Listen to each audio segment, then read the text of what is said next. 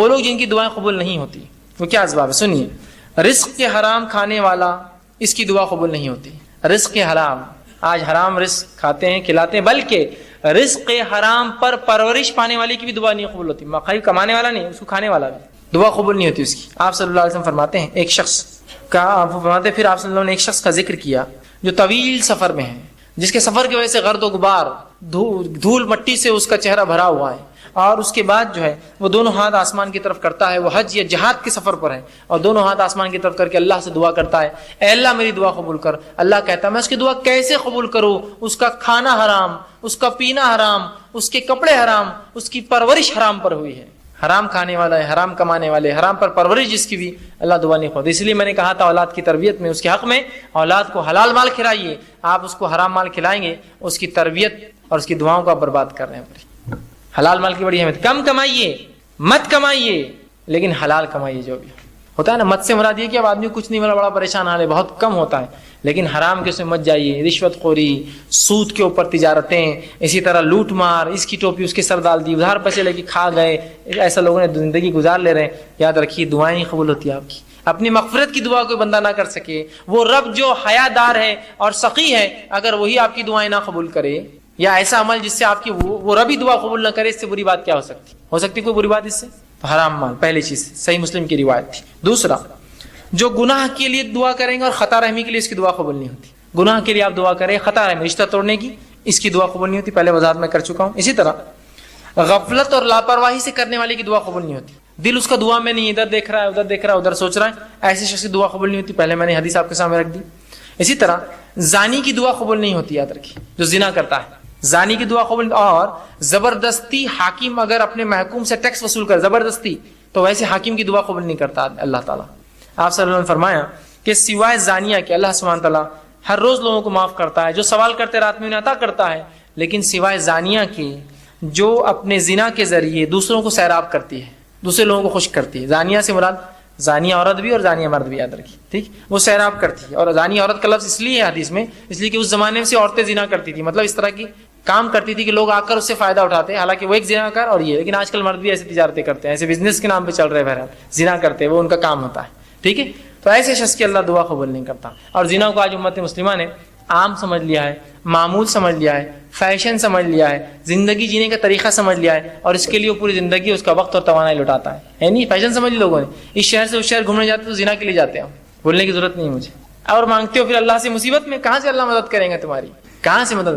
ہم نے خود راستے بند کیے دعاؤں کے، اللہ نے نہیں کیا، اللہ دینے بیٹھا ہی، یاد رکھیے، ہر روز بیٹھا ہے، ہر گھڑی دینا چاہتا ہے، ٹھیک ہے؟ یہ طبرانی کی روایت تھی۔ اسی طرح جو قوم امر بالمعروف اور نہی عن المنکر کا کام روک دیتی ہے، اچھائی کا حکم نہیں دیتی، برائی سے روک جاتی ہے، اور فرائض پہ عمل نہیں کرتی، اللہ ایسی قوم کی دعا بھی نہیں سنتا۔ اس کے تعلق سے جامع ترمذی کی روایت ہے، آپ نے فرمایا، بڑی مشہور حدیث آپ نے فرمایا، اس ذات کی قسم جس کے ہاتھ میں میری جان ہے، تم امر بالمعروف نہی عن المنکر کرتے رہو، ورنہ ان قریب اللہ تم پر اس طرح سے عذاب نازل کرے گا، پھر تم اس سے دعائیں کرو گے، تمہاری دعائیں قبول نہیں کی جائیں گی۔ جو فرائض کو چھوڑنے والے ہیں، اچھائی کا حکم دیتے، برائی سے نہیں روکتے، ان کی دعائیں بھی قبول نہیں ہوتی تھی۔ یہ وہ چند اشخاص تھے جن کی دعائیں قبول نہیں ہوتی۔ اگر اسلام تلوار کی دھار پر پھیلتا تو 800 سال تک جس قوم نے اسپین پر، جن لوگوں نے شاشن کیا اسپین پر، اگر پلان کرتے کہ ہر سال 1000 لوگوں کو ایکسیکیوٹ کرنا ہے صرف، یہ آبادی آج کی ایسی تھوڑی تھی، اس زمانے میں لوگ آبادی اتنی نہیں تھی، تو 800 سال میں کیا کچھ نہیں کر دیتے تھے۔ اللہ نے حکم دیا ہے وہی کے ذریعے نماز قائم کرو، جبریل علیہ السلام آ کر وہ سکھاتے ہیں۔ اللہ نے وہی کے ذریعے حکم دیا کہ وضو کرو، جبریل علیہ السلام پوری تفصیلات سکھاتے ہیں۔ اللہ نے and its military protection allowed a degree of peace and prosperity that had never been known. The reach of this civilization's commerce extended from Latin America to China and everywhere in between. And this civilization was driven more than anything but by inventions. إن الحمد لله نحمده ونستعينه ونستغفره ونعوذ بالله من شرور أنفسنا ومن سيئات أعمالنا من يهدي الله فلا مضل له ومن يضلله فلا هادي له وأشهد أن لا إله إلا الله وحده لا شريك له وأشهد أن محمدا عبده ورسوله وبعد فإن خير الحديث كتاب الله وخير الهدي هدي محمد صلى الله عليه وسلم وشر الأمور محدثاتها وكل محدثة بدعة وكل بدعة ضلالة وكل ضلالة في النار۔ أعوذ بالله من الشيطان الرجيم۔ الحمد لله الذي هدانا لهذا والصلاة والسلام على خاتم النبيين والمرسلين رب اشرح لي صدري ويسر لي امري واحلل عقدة من لساني يفقهوا قولي. وقال عز وجل في القرآن المجيد اعوذ بالله من الشيطان الرجيم بسم الله الرحمن الرحيم وقال ربكم ادعوني استجب لكم ان الذين يستكبرون عن عبادتي سيدخلون جهنم داخرين. وقال واذا سألك عبادي عني فاني قريب اجيب الدعوة الداعي اذا دعان فليستجيبوا لي وليؤمنوا بي لعلكم يرشدون. وقال النبي صلى الله عليه وسلم ان الدعاء هو العبادة وقال الدعاء مخ العبادة. اما بعد، تمام تعریفیں اس اللہ عز و جل کے لیے لائق و زیبا ہے جو تمام جہانوں کا بنانے والا اور اسے پالنے والا ہے، اور درود و سلام اس کے آخری نبی محمد صلی اللہ علیہ وسلم پر۔ الحمدللہ ہم تمام یہاں اس 10 روزہ کانفرنس کے چھٹے دن جو ہے جمع ہوئے، اور جیسا کہ آپ کے سامنے اعلان کیا گیا تھا کہ اس دوسرے سیشن میں میں آپ کے سامنے کچھ باتیں دعا کے تعلق سے رکھنے کی کوشش کروں گا۔ دعا کیا ہے، اس کی اہمیت کیا ہے، اس کے تقاضے کیا ہے، اسے کب کرنا ہے، اس کی حیثیت کیا ہے، اور اس کے ساتھ ساتھ کس سے کی جانی چاہیے، اور مختصر اور کچھ باتیں اس کے ذیل میں انشاءاللہ عزیز آئیں گی۔ چونکہ دعا ایک بڑی اہم چیز ہے، یاد رکھیے، اور یہ ایک ایسی عبادت ہے جو مستقل عبادت ہے۔ دعا کے تعلق سے ایک جو عظیم اور ایک بڑی غلط فہمی جو مجھ میں اور آپ میں آ جا چکی وہ یہ ہے، ہم دعا کو مصیبت کے گھڑی میں کی جانے والی عبادت سمجھتے ہیں۔ پریشان تو دعا کر لو، جبکہ دعا مصیبت میں کی جانے والی عبادت نہیں ہے، دعا مستقل عبادت ہے۔ ایک عام فہم، عام مثال میں کہوں گا، ہم نے دعاؤں کو اسپیئر ویل سمجھ لیا گاڑی کا، جبکہ دعا سٹیئرنگ ویل ہے۔ یہ کبھی کبھار کام نہیں آتی ہے، ہمیشہ اس کی ضرورت ہے، اس کے بغیر کوئی چیز ہو ہی نہیں سکتی ہے۔ جیسے ایک گاڑی کے اندر ایک اسپیئر ویل ہوتا ہے، خالی ٹائر ہوتا ہے، کبھی ضرورت پڑ گئی تو لگا لیا۔ تو آج امت مسلمہ دعا کو ایسے ہی سمجھتی ہے، مصیبت ہے تو پھر دعا ہے، ورنہ ضرورت نہیں اس کی، جبکہ دعا تو اسٹیئرنگ ویل ہے، اس کے بغیر گاڑی چل ہی نہیں سکتی ہے۔ تمام مرحلوں میں زندگی کے صبح سے لے کر شام تک، داخل کہیں ہونے سے باہر نکلنے تک، ہر اس میں نبی اکرم صلی اللہ علیہ وسلم نے دعا دعا دعا دعا دعا اتنی دعائیں سکھائی کہ جس کی کوئی انتہا نہیں یاد رکھی۔ تو دعاؤں کے تعلق سے امت مسلمہ میں ایک بہت بڑی غلط فہمی ہے کہ اس کی اہمیت کو، اس کو ایک عبادت تسلیم نہیں کیا ہم نے صرف اس کو ایک ایسا عمل تسلیم کیا کہ جب کبھی آپ مصیبت میں ہو تو دعا کر لو، یا میں مصیبت میں ہوں تو آپ دعا کر لیں میرے لیے۔ تو اس کو سمجھیے، دعا مستقل عبادت ہے۔ اور اللہ رب العزت نے آدم علیہ السلام کو جب تخلیق کیا، جب آپ کو بنایا، تو آدم علیہ السلام کو بنانے کے بعد جو سب سے پہلا کام آدم نے کیا، جو عبادت تھی ان کی، وہ دعا تھی۔ اللہ نے آدم کو بنایا، نبی اکرم صلی اللہ علیہ وسلم فرماتے ہیں آدم جب بننے لگے، روح پھونکی گئی تو سر سے بنتے گئے نیچے کی طرف، اور جب سر سے نیچے کی طرف بننے لگے اور اوپری حصہ بن گیا تو آدم علیہ السلام نے پہلا کام کیا، چھینکا۔ تو فرشتوں نے جو ہے، اللہ رب العزت نے آدم کو کلمہ سکھا اور کہا کہ جب تم چھینک لو تو الحمدللہ کہو، اور جب انہوں نے الحمدللہ کہا تو فرشتوں نے یرحمک اللہ جواب میں دیا، اور کہا اب تمہاری اولاد کا بھی یہی معاملہ ہوگا، جب بھی وہ چھینکیں گے الحمدللہ کہیں گی، اور جواب میں یہ کہا جائے گا۔ تو آدم علیہ السلام کو جو پہلی عبادت اللہ رب العزت نے کروائی وہ ایک دعا تھی۔ اسی طرح اللہ رب العزت نے آدم علیہ السلام کی جو توبہ قبول کی وہ بھی دعا کے ذریعے کی۔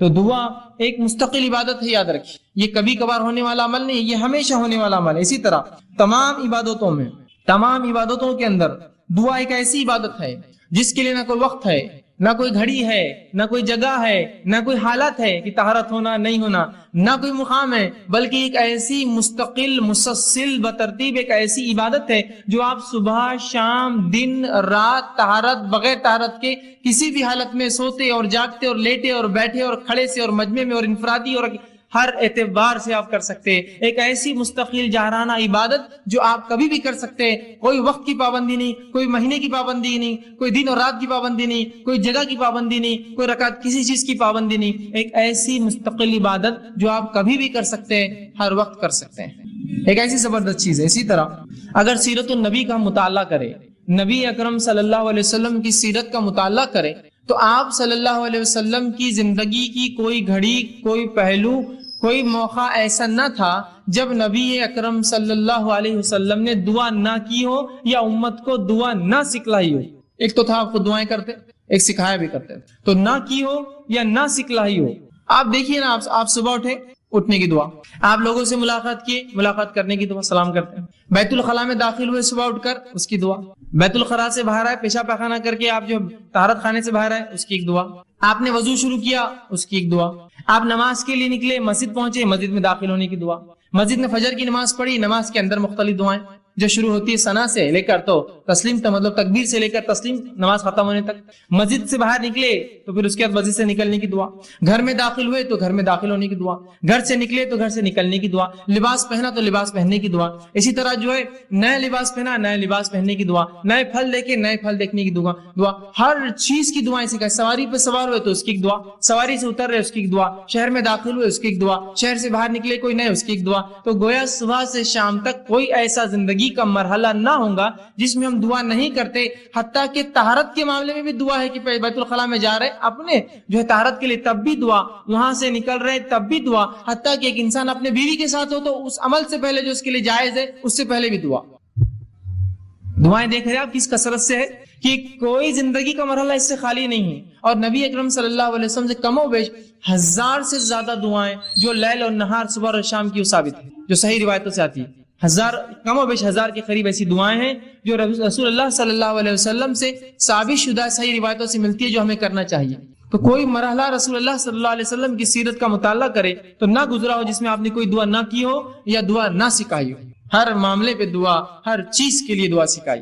لیکن افسوس اس امت کا معاملہ یہ کہ دعا کے معاملے میں کنجوس کیا، اس کو علم ہی نہیں دعائیں ہوتی کیا ہے، کرنا کیا ہے، کیا اس کا معاملہ ہے. یہ بڑی افسوس کی بات ہے. یاد رکھیے کہ جس امت کے نبی نے کسی گھڑی کو بغیر دعا سے خالی نہ رکھا، اس امت کی یہ بدبختی ہی ہم کہیں گے کہ اس کو دعائیں یاد نہ ہوتی ہیں، یا چونکہ اس کی اہمیت نہیں تو یاد کرنے کی کیا ضرورت، اس لیے کہ دعاؤں کو ہم آؤٹ پروسیس کرتے ہیں. آؤٹ پروسیس کیا ہوتا ہے کہ جب میری تجارت بہت بڑھ جاتی ہے تو میں کانٹریکٹس لیتا ہوں اور دوسروں سے وہ کام کروا کے لیتا ہوں. تو آج ہماری دعائیں بھی آؤٹ پروسیس ہوتی ہے، بھائی تم کر دو. ہمارے گھر میں ایک ولی گزرے، انہوں نے سب کے لیے دعائیں کر دی، ہم تو نبی کی خاندان سے ان کی دعائیں ہمارے لیے ابھی کافی ہے نا. تو اس طرح سے ہم دعائیں دوسروں سے کرواتے ہیں، خود سے کرنے کوئی معمول نہیں. تو دعا یاد رکھی عبادت ہے. اور نبی اکرم صلی اللہ علیہ وسلم کی سیرت میں ہم دیکھتے ہیں آپ پوری زندگی ہر وقت دعائیں کرتے تھے. اسی طرح جو ہے اسلام کے دوسرے اعمال جو فرائض جس کو کہتے ہیں، نماز، روزہ، زکوٰۃ، حج، اگر اس کا مطالعہ بھی کریں تو یہ بھی ایک قسم کی دعائیں ہیں. نماز کیا ہے آپ کی شروع سے لے کر آخر تک مختلف دعاؤں کا مجموعہ. آپ حج کرنے جاتے ہیں، کیا کرتے ہیں حج کے اندر، کیا اعمال ہے آپ کے؟ طواف کر رہے تو دعا، صحیح کر رہے تو دعا، جو ہے میدان عرفہ میں ہے تو دعا، مزدلفہ میں تو دعا، جا رہے تو دعا. مطلب دعا ہی تو ہے حج پورا، دعا ہی تو ہے نماز پوری. تو یہ گویا فرائض بھی عبادت ہے. یہ جو فرض عبادتیں ہیں یہ بھی خود ایک قسم کی دعائیں ہیں. یاد رکھیے تو دعاؤں کی شریعت میں بڑی اہمیت یاد رکھیے. لیکن آج یہ ہماری بدبختی ہے، غلط فہمی ہے کہ ہم یہ سمجھتے ہیں دعا ایک ایسی چیز ہے جو مشکل حالات میں، پریشانی کے اندر، مصیبت کے اندر اس کو استعمال کیا جائے، ورنہ بہرحال اس کی ضرورت نہیں ہوتی. حالانکہ یہ ایک بہت بڑی غلط فہمی یاد رکھیے، بہت بڑی غلط فہمی کہ ہم محض اپنی ضرورت کے وقت دعا کریں، بلکہ ہمیں تو یہ حکم ہے کہ ہر بار ہم دعا کریں. یاد رکھیں ہر بار دعا کرے، ہر چیز سے پہلے دعا کرے، ہر چیز کی بعد دعا کرے، ہر چیز کی ابتدا میں دعا کرے. یہ غلط فہمی کو دور کیجیے کہ دعا کبھی کبھار مصیبت میں پھنس گئے، پریشانی میں پھنس گئے تو کرے، بلکہ دعا ایک مستقل جارحانہ ایک مومن کی زندگی کا عمل ہے جو وہ صبح شام اٹھتے بیٹھتے کھاتے پیتے، عبادتوں سے پہلے، عبادتوں کے اندر، عبادتوں کے بعد وہ جو ہے دعائیں کرتا ہے. اور اللہ رب العزت جو ہے دعاؤں کو قبول بھی کرتا ہے. ایک غلط فہمی یہ بھی ہوتی ہے لوگوں کو کہ یار میں نے اتنی دعا کی، ہم لوگ اتنی دعائیں کر رہے ہیں لیکن میری دعا قبول نہیں ہوتی. میں نے فلاں مسئلے کے لیے دعا کی، وہ چیز مجھے نہیں ملی. میں نے فلاں کام کے لیے دعا کی، وہ چیز کام نہیں ہوا. میں نے فلاں مسئلے کو فلاں کیا، آج تک وہ چیز نہیں ہوئی. یہ کیسی عجیب بات ہے کہ میں دعا تو کر رہا ہوں لیکن وہ چیز قبول نہیں ہوتی ہے، وہ چیز میری پوری نہیں ہوتی ہے، یا وہ کام میرا نہیں ہوتا ہے. پھر کیا فائدہ دعائیں کر کے؟ اور جب دعاؤں کا صحیح تصور اور دعا کیا ہے، ہم نے کیا سمجھا؟ دعا مصیبت کی ایک چیز ہے استعمال کی. اب مصیبت حل نہیں ہوئی تو پھر دعا کر کے فائدہ کیا ہے؟ ہم نے دعاؤں کو یہ سمجھا کہ مصیبت کی گھڑیوں میں اللہ کو پکارنا یہ دعا ہے. اب اگر مصیبت میں نے پکارا اور وہ دعا کا جواب نہ آیا، جو مجھے نہ سمجھا، تو پھر فائدہ کیا ہے دعا کر کے جس کا جواب نہیں آتا، جو قبول نہیں ہوتی. اور پھر یہ سوچ کر انسان یا تو دعائیں کرنا چھوڑ دیتا ہے. دعائیں کرنا چھوڑنا تو پھر ٹھیک ہے، لیکن اللہ رب العزت سے جو بدزنی وہ شروع کرتا ہے، یار دعائیں قبول نہیں کرتا اللہ ہماری، فائدہ کیا کر کے؟ بدزنی مطلب اللہ سے بدزن ہو جاتا ہے اور یہ کہنا شروع کر دیتا ہے کہ دعائیں میری قبول نہیں ہوتی ہے یار، یا دعا کر کے فائدہ نہیں میری قبول نہیں ہوتی. یہ بہت خطرناک چیز ہے. یاد رکھیں پہلے غلط فہمی کی دعا مصیبت کی ایک چیز ہے، اس کے بعد اگر مصیبت دعا ہوئی دوسری چیز کی، پھر انسان یا تو دعائیں کم کر دیتا ہے یا تو دعا کرنا چھوڑ دیتا ہے. یہ کم اور چھوڑنا تو ٹھیک ہے، اللہ سے شکایتیں شروع کر دیتا ہے.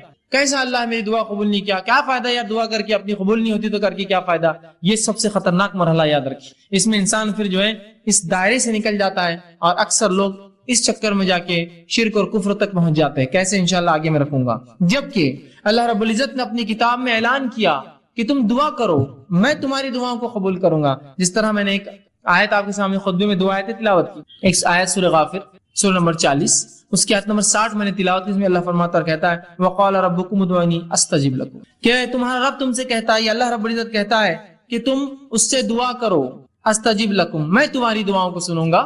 کون کہہ رہا ہے یہ؟ اللہ کہہ رہا ہے تم دعائیں کرو اے مسلمانوں میں تمہاری دعاؤں کو سنوں گا. استجب لکم ان الذین یستکبرون عن عبادتی اور جو میری دعائیں نہیں کرتے مجھ سے دعائیں نہیں مانگتے اور تکبر کی بنیاد پر نہیں مانگتے. جو اللہ فرماتا ہے یستکبرون عن عبادتی جو دعاؤں کو نہیں کرتا تکبر کی بنیاد پہ اور دعا عبادت ہے چونکہ یہاں لفظ ہے ان عبادتی جو دعاؤں کی شکل میں میری عبادت نہیں کرتا تکبر کی بنیاد میں سیدخلون جہنم داخرین ایسے شخص کو میں جہنم کے اندر ڈال دوں گا. سمجھ رہے بات کو کہ جو دعا نہیں کریں گے تکبر کریں گے دعا ایک عبادت ہے تو اللہ فرما رہا ہے ایسے لوگوں کو اٹھا کر میں کہاں ڈال دوں گا سیدخلون جہنم داخرین ایسے لوگوں کو میں جہنم میں ڈال دوں گا. تو وہ اللہ دعا سنتا ہے نہ کرنے والوں کو جہنم میں ڈالیں گا تو کرنے والوں کی پھر ضروری اس کے لیے لازم ہے کہ وہ جواب دے. پھر اس کے نفس پہ لازم ہے جب وہ کہہ رہا ہے مجھ سے کرو نہ کرو گے تو جہنم میں ڈالوں گا تو گویا تم کرو میں قبول کروں گا. یہ اس کا معنی ہے. دوسری آیت جو میں نے تلاوت کی سورہ بقرہ سورہ نمبر 2 آیت میں 186 اس میں اللہ نے فرمایا وَإِذَا سَأَلَكَ عِبَادِي عَنِّي فَإِنِّي قَرِيبٌ کہ میرے بندے ہیں نبی تم سے سوال کرتے ہیں صلی اللہ علیہ وسلم کہ میرے بندے سوال کرتے سَأَلَكَ عِبَادِي عَنِّي میرے بارے میں فَإِنِّي قَرِيبٌ. اگر قرآن کا آپ اگر طرز دیکھیں قرآن کا جواب دینے کا اگر انداز اور اسلوب دیکھیں قرآن میں جب بھی رسول اکرم صلی اللہ علیہ وسلم سے سوال ہوا تو اللہ نے فرمایا وہ تم سے پوچھتے ہیں فلا کہہ دو قل وہ تم سے پوچھتے ہیں چاند کے بارے میں کہہ دو قل کے لفظ آتے ہیں. سبحان اللہ. اس آیت پہ غور کیجیے اللہ نے فرمایا وَإِذَا سَأَلَكَ عِبَادِي میرے بندے میرے بارے میں پوچھتے ہیں فَإِنِّي قَرِيب کہہ دو بھی نہیں کہا رسول کو نکال دیا بیچ میں سے فَإِنِّي قَرِيب کہہ دو ان سے کہ میں قریب ہوں نہیں کہا فَإِنِّي قَرِيب میں قریب ہوں ان سے. مطلب گویا جملے اور الفاظ کے اعتبار سے اس کے اندر قالا کا لفظ بھی نہیں کہ نبی تم کہہ دو قل ان سے یا قال یہ تم ان سے کہہ دو کہ میں قریب ہوں. رسول اکرم صلی اللہ علیہ وسلم کو بھی وہاں سے نکال کر انی قریب سیدھا جواب دیا گیا. حالانکہ سورہ بقرہ اٹھائیے سوالات کا ایک سلسلہ ہے. سورہ بقرہ میں ہر سوال کے بعد آتا ہے کہ آپ سے سوال کرتے قل ان سے جواب کہہ دو قل ان سے کہہ دو قل ان سے کہہ دو کہ اس کا معنی یہ.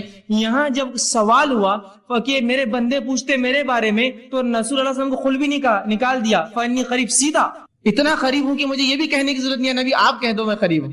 تو کہا وَإِذَا سَأَلَكَ عِبَادِي عَنِّي فَإِنِّي قَرِيبٌ جب میرے بندے پوچھتے ہیں میرے بارے میں نبی آپ سے کہہ دو کہ میں ان سے قریب ہوں اجیب الدعوۃ الداعی اذا دعان اور جو بھی مجھ سے دعا کرتے ہیں میں ان کی دعاؤں کو قبول کرتا ہوں ان کی دعاؤں کا جواب دیتا ہوں. اور فرمایا فلیستجیبوا لی تو انہیں چاہیے وہ صرف میرے سے ہی دعا کریں مجھے سے ہی مانگے ولیؤمنوا بی اور مجھ پر ایمان لائے لعلکم یرشدون شاید کہ وہ ہدایت یافتہ ہو شاید کہ وہ رشد و ہدایت پر قائم رہے.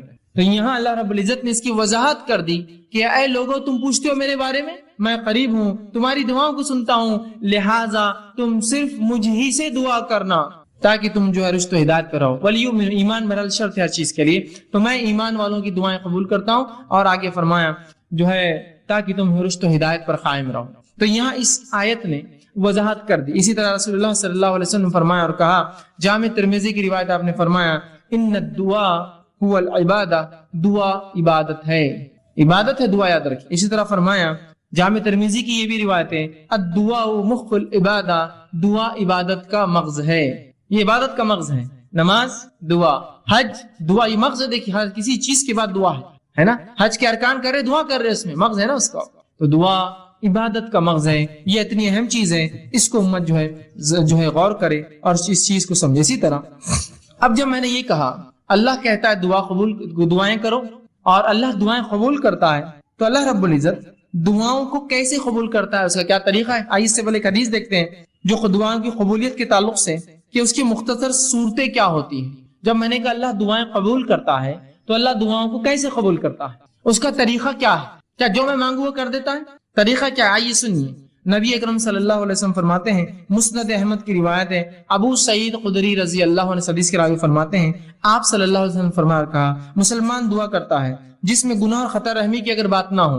ایک مسلمان اللہ سے دعا کرتا ہے جس میں گناہ کی بات نہ ہو, اللہ مجھے زنا آسان کر دے یا مجھے فلاں نہیں, گناہ کی بات نہ ہو, اور قطع رحمی رشتے توڑنے کی بات نہ ہو کہ اللہ میرا رشتہ ان سے توڑ دے, میں ان سے فلاں کرتا ہوں, جس میں گناہ کی بات نہ ہو, رشتے توڑنی قطع رحمی کی بات نہ ہو, تو آپ صلی اللہ علیہ وسلم فرماتے ہیں اللہ 3 میں سے ایک ضرور عطا کرتا ہے.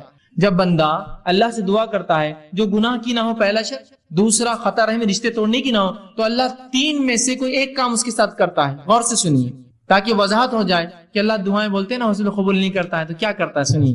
3 میں سے کوئی ایک کام. پہلا, دعا کے مطابق خواہش پوری کر دیتا ہے. اے اللہ مجھے فلاں گاڑی چاہیے, گاڑی مل گئی, دعا کے مطابق خواہش پوری کر دی. اے اللہ مجھے فلاں گھر چاہیے, گھر مل گیا, دعا کے مطابق خواہش پوری کر دی. اے اللہ مجھے فلاں جو خاتون سے نکاح کرنا ہے, دعا کے مطابق آپ کو کر دیا, وہ چیز آپ کو عطا کر دی. اے اللہ میرے والدین کو صحت عطا فرما, دعا کے مطابق صحت عطا ہو گئی. تو جو مانگتا ہے مل جاتا ہے, پہلی شکل. دوسری صورت دعا قبول ہونے کی, سنیے آپ فرماتے ہیں دعا کو آخرت کے لیے اٹھا کے ذخیرہ بنا دیتا ہے. دعا کو اللہ لے لیتا ہے اور اٹھا کر آخرت میں ذخیرہ بنا دیتا ہے. اینڈ ٹائمز کا سٹاک, مرنے کے بعد کی زندگی کے لیے ایک سٹاک بنا کے رکھ دیتا ہے, آخرت کا ذخیرہ بنا دیتا ہے. اور تیسرا فرماتے ہیں دعا کے برابر مصیبت کو ٹال دیتا ہے. دعا کے برابر آپ نے دعا مانگی اللہ مجھے گاڑی دے, اب بولیں گاڑی نہیں ملی مجھے, دعا کے برابر مصیبت ٹال دی. ہو سکتا ہے گاڑی لیتے آپ ایکسیڈنٹ ہو کے مر جائے, دعا کے برابر مصیبت ٹال دی, گاڑی نہیں دلائی آپ. دعا کے برابر مصیبت ٹال دی تو آپ کی دعائیں اللہ نہیں قبول کر کے در حقیقت قبول کر رہا ہے, وہ اس کا بدلہ دے رہا ہے آپ کو. مطلب مجھے لگ رہا ہے کہ یہ چیز میرے لیے اچھی ہے, پتا چلا اس میں تو میرے لیے شر تھا, اللہ نے بچا لیا, بعد میں الحمدللہ میں بچ گیا, ورنہ وہ چیز لے کے پھنس جاتا ہوں. سمجھے آپ؟ تو نہیں قبول کر کے قبول کرتا ہے آپ کی دعا. وہ 3 شکلیں. پہلی ہو بہو جو مانگا عطا ہوا. دوسری شکل آخرت کے لیے توشہ ذخیرہ بنا کے اعمال میں رکھ دیا. تیسری شخص دعا کے برابر مصیبت ٹال دی جاتی ہے. صحابہ نے کہا اللہ کے رسول تب تو ہم کثرت سے دعائیں کریں گے, مطلب دعا میں نقصان کچھ ہے نہیں, صرف فائدہ ہے, تب تو ہم کثرت سے دعائیں کریں گے. تو آپ صلی اللہ علیہ وسلم فرمایا اللہ کے پاس بہت خیر ہے, تم جتنی چاہو کرو, اس کے خزانے بہت زیادہ ہے, کم نہیں ہونے والے, کرتے رہ جاؤ. اور ایک دوسری روایت میں آپ نے فرمایا ایک بندہ اللہ کے پاس جائے گا, اس کا حساب کتاب ہوگا, وہ کہیں گے اللہ میں نے یہ اور یہ عمل تو کبھی زندگی میں نہیں کیے تھے, مطلب کچھ ایسے عمل اس کے نام عمل میں ہوں گے جو اس نے کیے نہ ہوں گے. وہ کہیں گے اللہ یہ کیا ہے, تو اللہ کہیں گا یہ وہ تیری دعائیں تھی جو میں نے قبول نہیں کی تھی جب تو نے مانگی تھی دنیا میں.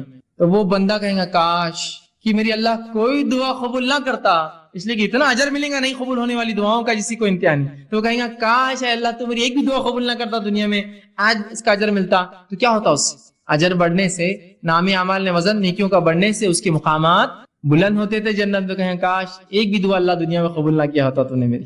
تو 3 میں سے ایک ملتا ہے, یاد رکھیے. اب کوئی دعائیں نہ چھوڑے, اللہ سے ناراض نہ ہو, اللہ سے رسوائی کا اظہار نہ کرے اللہ میری نہیں سنتا ہے, وہ سن رہا ہے آپ کی, آپ کو 3 میں سے ایک دے رہا ہے. دعا کے بدلے دعا جو مانگا وہ دے رہا ہے, یا اس کے بدلے آخرت کے لیے اٹھا کے رکھ رہا ہے, یا اس کے بدلے آپ کو اور مجھے اس کے برابر مصیبت کو ٹال دے رہا ہے, مصیبت کو ٹال دے رہا ہے. اور کیوں نہ ہو, ہم لوگوں کے لیے کچھ چیزیں ایسی ہوتی ہیں ہم ظاہر کو دیکھتے ہیں نا, اللہ جو ہے باطن کا جاننے والا ہے, وہ زیادہ بہتر جانتا کیا اچھا اور کیا نہیں. میں دعائیں مانگ رہا ہوں, اور اللہ نے قرآن میں فرمایا سورہ بقرہ میں, انسان کبھی کبھار اپنے لیے دعاؤں کی شکل میں بد دعائیں مانگتا ہے. دعائیں نہیں ہوتی, بد دعائیں مانگتا ہے وہ قسم سے. اللہ اس کو نہ قبول کر کے رحم کرتا ہے ہم پر. مجھے علم نہیں کسی چیز کا, میں دعا کر رہا ہوں اللہ یہ چیز ہی مجھے چاہیے, دعا یوں کرنا چاہیے اللہ اس میں خیر ہو تو مجھے دے, نہیں یہ چیز ہی مجھے چاہیے. اللہ نے کہا ٹھیک ہے لے لے. آپ نے وہ چیز لی, اس کے بعد اس کا بھاؤ ختم ہو گیا, وہ چیز بیکار ہو گئی, وہ تو ناقص تھی, اس سے فلاں مسائل تھے, آپ کہیں گے میں نے کیا کر دیا, خیر کی نہیں کیا آپ نے, بس اپیل تھی کہ وہی چاہیے, دے دیا اللہ, خیر کی نہیں مانگی آپ نے. سمجھ رہے؟ تو کبھی کبھار دعاؤں کی شکل میں بد دعائیں مانگتے اللہ سے, سمجھے؟ تو اللہ سے دعا کرنے کا حکم ہے. اس چیز کو سمجھے دعا کیا ہے, یہ بڑی اہم چیز ہے. اور 3 میں سے کوئی ایک شکل میں انشاءاللہ العزیز ہماری دعائیں قبول ہوتی ہے, اور آخرت میں اگر اس کا بدلہ ملے تو انسان کہیں گا دنیا میں کاش قبول نہ ہوتی تو بڑا اچھا ہو جاتا, اس لیے آخرت میں بہت کثیر اس کا بدلہ ملے گا. ٹھیک ہے, اسی طرح اب جو میں نے کہا دعائیں قبول ہونے کی 3 صورتیں ہیں, 3 صورتیں ہیں, اس میں سے جو 3 صورتیں ہیں اس میں سے جو ایک صورت اللہ ہو دعا کو قبول کرتا ہے, اس جو سٹیپ جو پہلا قبول جو اللہ ہو کرتا ہے, اس کے پھر 2 طریقے اللہ کے قبول کرنے کے. اللہ ہر دعا قبول کرتا ہے, دعائیں 3 شکل میں قبول ہوتی ہیں, ہو آخرت میں بدلا اس کے برابر مصیبت ڈالتا ہے. تو جو پہلی شکل اللہ قبول کرتا ہے, اس قبول کرنے کی پھر 2 شکلیں ہیں. اس قبول کرنے کی 2 شکلیں, وہ کیا ہے؟ پہلی شکل یہ ہے دعا مانگی تبھی قبول ہو گئی, آج میں نے دعا کی، کل نتیجہ آ گیا، آج میں نے دعا کی، پرسوں نتیجہ آ گیا، آج میں نے دعا کی، 1 مہینہ بعد رزلٹ تھا میرا اور وہی آیا جو میں چاہتا تھا. تو یہ ہوا فوراً حال میں، مطلب بالکل آپ دیکھ سکتے ہیں اس کی دعا فوراً قبول ہو گیا. اور کبھی اس دعا کو اللہ بعد میں قبول کرتا ہے، بہت لمبے عرصے کے بعد. کتنا عرصہ ہم نہیں جانتے، بہت دن بعد کرتا ہے. لیکن تو جو پہلی شکل ہے، پھر اس کے 2 ٹائپس ہوتے ہیں، پہلا فوراً، دوسرا تھوڑا وقت کے بعد. آئیے اس کی مثالیں ہم دیکھتے ہیں. جس میں دعا جو فوری قبول ہو جاتی ہے اس کی ایک مثال ہے، صحیح بخاری کی روایت ہے. آپ صلی اللہ علیہ وسلم فرماتے ہیں 3 لوگ تھے بنی اسرائیل سے، اور وہ جنگل میں تھے، زوردار بارش ہونے لگی، تینوں نے گفا میں پناہ لے لی. اچانک اوپر سے ایک پتھر گرا اور گفا کی منہ پہ آ کے لگ گیا، گفا بند ہو گئی. تینوں نے کہا اپنے اپنے نیکی کا وسیلہ تلاش کرو اور اللہ کے سامنے ایسی نیکی بیان کرو جو نیکی خالص اللہ کے لیے کی ہوں گی تاکہ یہ مصیبت ٹل جائے. پہلے نے کہا اللہ میں نے اپنے والدین کے لیے جو ہے بکریاں چرا کر آیا تھا، والدین سو گئے، میں روز پہلے ان کو دودھ پلاتا. اس دن میرے والدین سو گئے تھے، بچے حالانکہ میرے بھوک سے تڑپ رہے تھے، میں نے پھر بھی بچوں کو جو ہے دودھ نہیں دیا، پہلے والدین کے اٹھنے کا انتظار کیا، انہوں نے پیا، پھر میں نے بچوں کو دیا. یہ میں نے تیرے لیے کیا تھا، اگر تجھے یہ چیز پسند ہے تو جو ہے اس کو جو ہے تو تھوڑا اس مصیبت کو ہٹا دے. پتھر تھوڑا کھسک گیا، روشنی اندر آنے لگی، فوراً اثر ہوا دعا کا، فوراً انسٹنٹ دعا ہوئی، اثر ہوا، پتھر تھوڑا کھسک گیا. پھر دوسرے شخص نے دعا کی، اور تیسرا بہرحال تفصیلی ہے واقعہ بہت لمبا.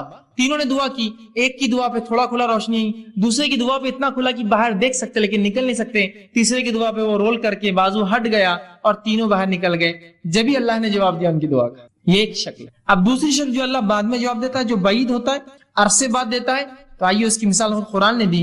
ابراہیم علیہ الصلوۃ والسلام نے اللہ سے دعا کی، سورہ بقرہ سورہ نمبر 2 آیت نمبر 129 اور فرمایا ربنا وابعث فیہم رسولا منہم یتلو علیہم آیاتک ویعلمہم الکتاب والحکمت ویزکیہم. اے اللہ ان لوگوں میں سے، انہی میں سے ایک رسول پیدا کر. اے اللہ ان لوگوں میں سے. دعا کب کیا آپ نے معلوم آپ کو؟ جب اسماعیل علیہ السلام اور حاجرہ علیہ السلام کو لا کر مکے میں چھوڑ دیا. مکے میں چھوڑنے کے بعد جب آئے تو ایک دعا کر رہے ہیں. کیا دعا کر رہے ہیں؟ اے اللہ میری اس اولاد سے، اسماعیل سے، اس کی نسل سے، ان لوگوں میں سے جو ہے اللہ فرمایا ربنا وابعث فیہم رسولا منہم، انہی کے اندر سے ایک رسول انہی میں سے بھیج، یتلو علیہم آیاتک، جو تیری آیتیں پڑھ پڑھ کر انہیں سنائے، ویعلمہم الکتاب، اور تیری کتاب کا علم انہیں دے، والحکمہ، اور ان کو نبوی علم، احادیث کا علم، حکمت عطا فرمائے، ویزکیہم، اور ان کی نفسوں گناہوں سے پاک کرے. اور یہ دعا کا نتیجہ کون تھے معلوم آپ کو؟ یہ دعا کب قبول ہوئی؟ نبی اکرم صلی اللہ علیہ وسلم اس دعا کا نتیجہ تھے. آپ نے حدیث میں اس کی تفسیر کی اور فرمایا، آپ نے فرمایا میں اپنے باپ ابراہیم کی دعا کا نتیجہ ہوں. کتنے ہزار سال پہلے کی تھی ابراہیم علیہ السلام نے دعا؟ قبول کب ہوئی؟ وہ انہی میں سے رسول آیا. آخری نبی عرب تھے، اسماعیل علیہ السلام کے نسل تھے، لیکن ہزاروں سال بعد دعائیں رائے گاہ نہیں جاتی ہے، اثر لاتی ہی اثر ہو فوراً یا بعد میں. اور بات کی فوراً کی مثال بھی میں رکھ دی، بات کی مثال بھی رکھ دی آپ کے سامنے. تو اللہ کے رسول ابراہیم علیہ السلام کی دعا قبول ہوئی. ہر دعا قبول ہوتی ہے، میری آپ کی بھی ہوتی ہے، لیکن فوراً نہیں ہوئی. کئی ہزار سال بعد اسی نسل میں اسماعیل علیہ السلام سے ایک نبی آئے. دعائیں خوب دیجیے، خوب دعائیں دیجیے. یہ دعائیں پتہ نہیں کب اثر لائیں، کتنے نسلوں بعد لائیں گی. ابراہیم علیہ السلام کی دعا ہزاروں سال بعد رنگ لائی، 3000 3.5 4,000 سال بعد.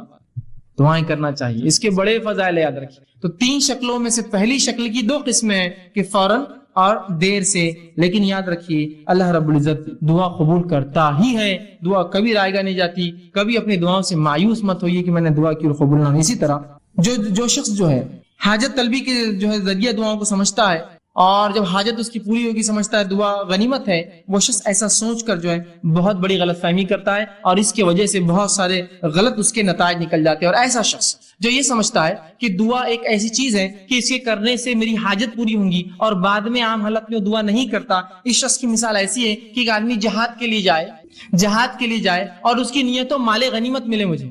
تو کیا ایسے شخص کو جہاد کا ثواب ملتا ہے؟ جو جہاد کی نیت جا رہی ہے سوچے مال غنیمت کے لیے جائیں گے اپنے جہاد میں، چلو بہت پیسہ ملتا ہے جتنے کے بعد فلاں ہوتا.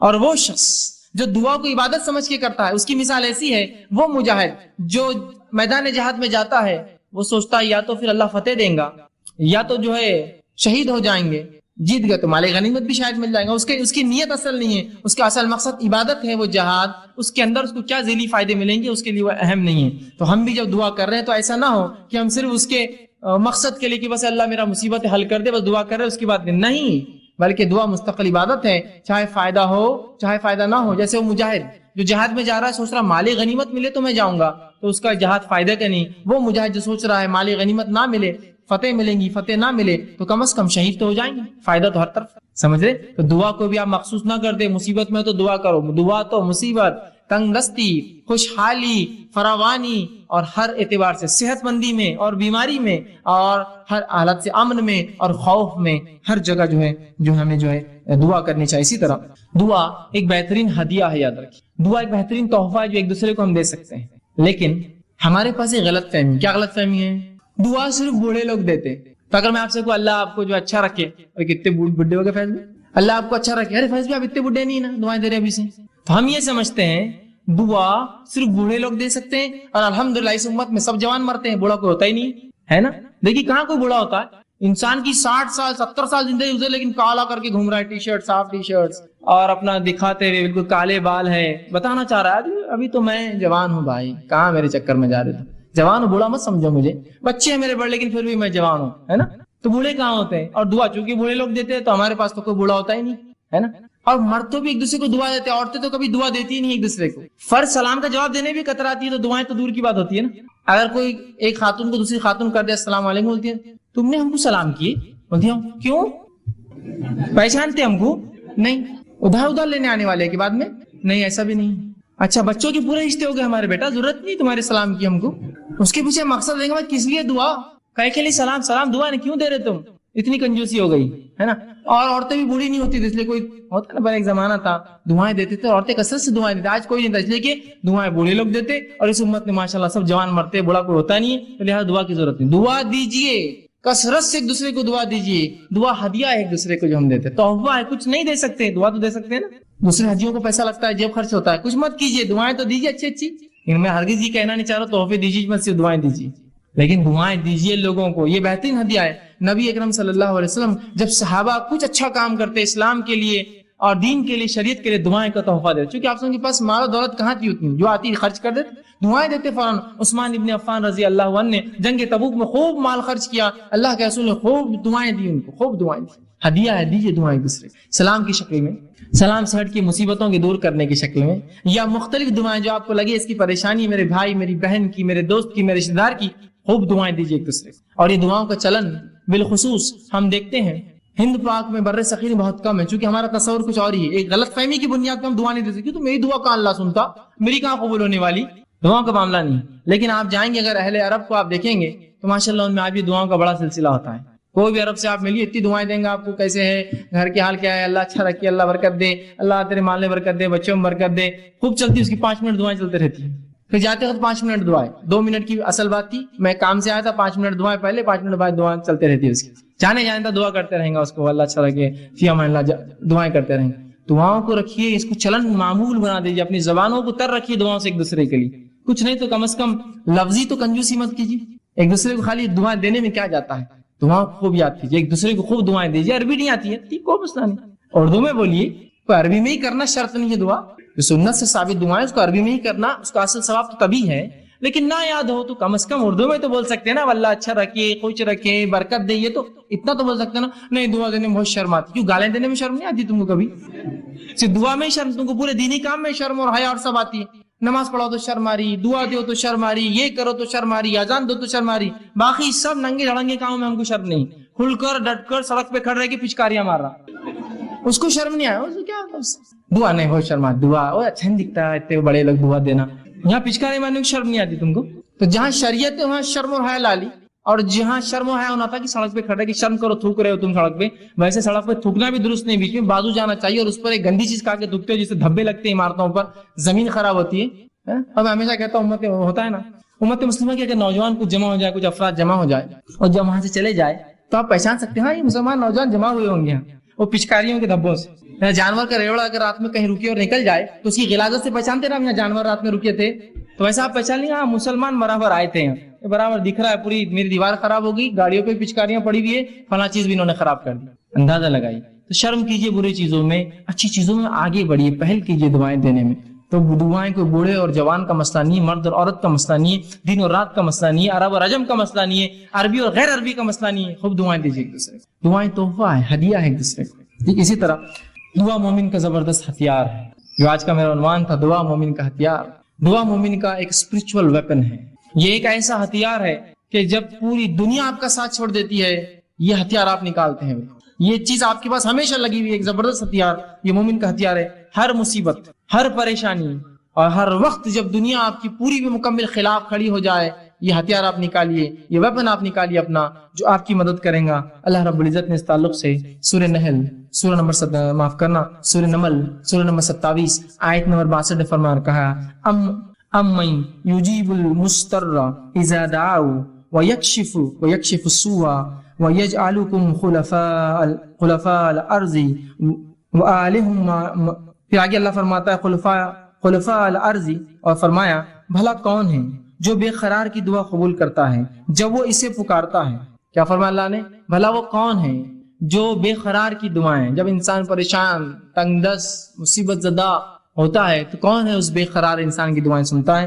تو دعا میرا اور آپ کا ہتھیار ہے, اور ایک ایسا زبردست ہتھیار کہ جو آپ ہر وقت استعمال کر سکتے ہیں, اور مصیبت میں یہ ہتھیار تو بالکل آپ کا سب سے بالکل آخری ساتھی جس کو کہتے ہیں یہ آپ کے ساتھ ہوتا ہے. اور اللہ ہر کسی کی دعائیں سنتا ہے, جس کے تعلق سے اگر آپ واقعہ دیکھیں تو اللہ رب العزت نے یونس علیہ السلام کا واقعہ آتا ہے کہ یونس علیہ السلام سے ایک خطا ہوئی. خطا یہ ہوئی کہ آپ نے جب اللہ نے اس بستی پر عذاب لانے کا سوچا تو آپ نے سوچا اب دعوت پہنچا کے کیا فائدہ, نکل جاتا ہوں بستی سے. نکل کر چلے گئے, جب کشتی میں سوار ہو کے شہر سے جا رہے تھے, ہوا یوں کہ لوگوں نے کہا کہ ایک طوفان آ رہا ہے اور طوفان سے بچنے کے لیے کشتی کو ہلکا کرنا پڑے گا, خرہ ڈالیں گے, لوٹ ڈالیں گے, جس کا نام آیا اس کو کشتی سے باہر پھینک دیا جائے گا. خرہ ڈالا گیا, یونس علیہ السلام کا نام نکلا. یونس علیہ السلام کا نام نکلا, لوگوں نے اٹھا کر کشتی سے پھینک دیا. جو ہی آپ کشتی سے گرے ایک بڑی مچھلی نکل کر آئی اور یونس علیہ السلام کو نگل لیا. نگل کے سمندر کے اندھیروں میں چلے گئی, وہ لے کر گہرائیوں میں چلے گئی یونس علیہ السلام کو لے کر.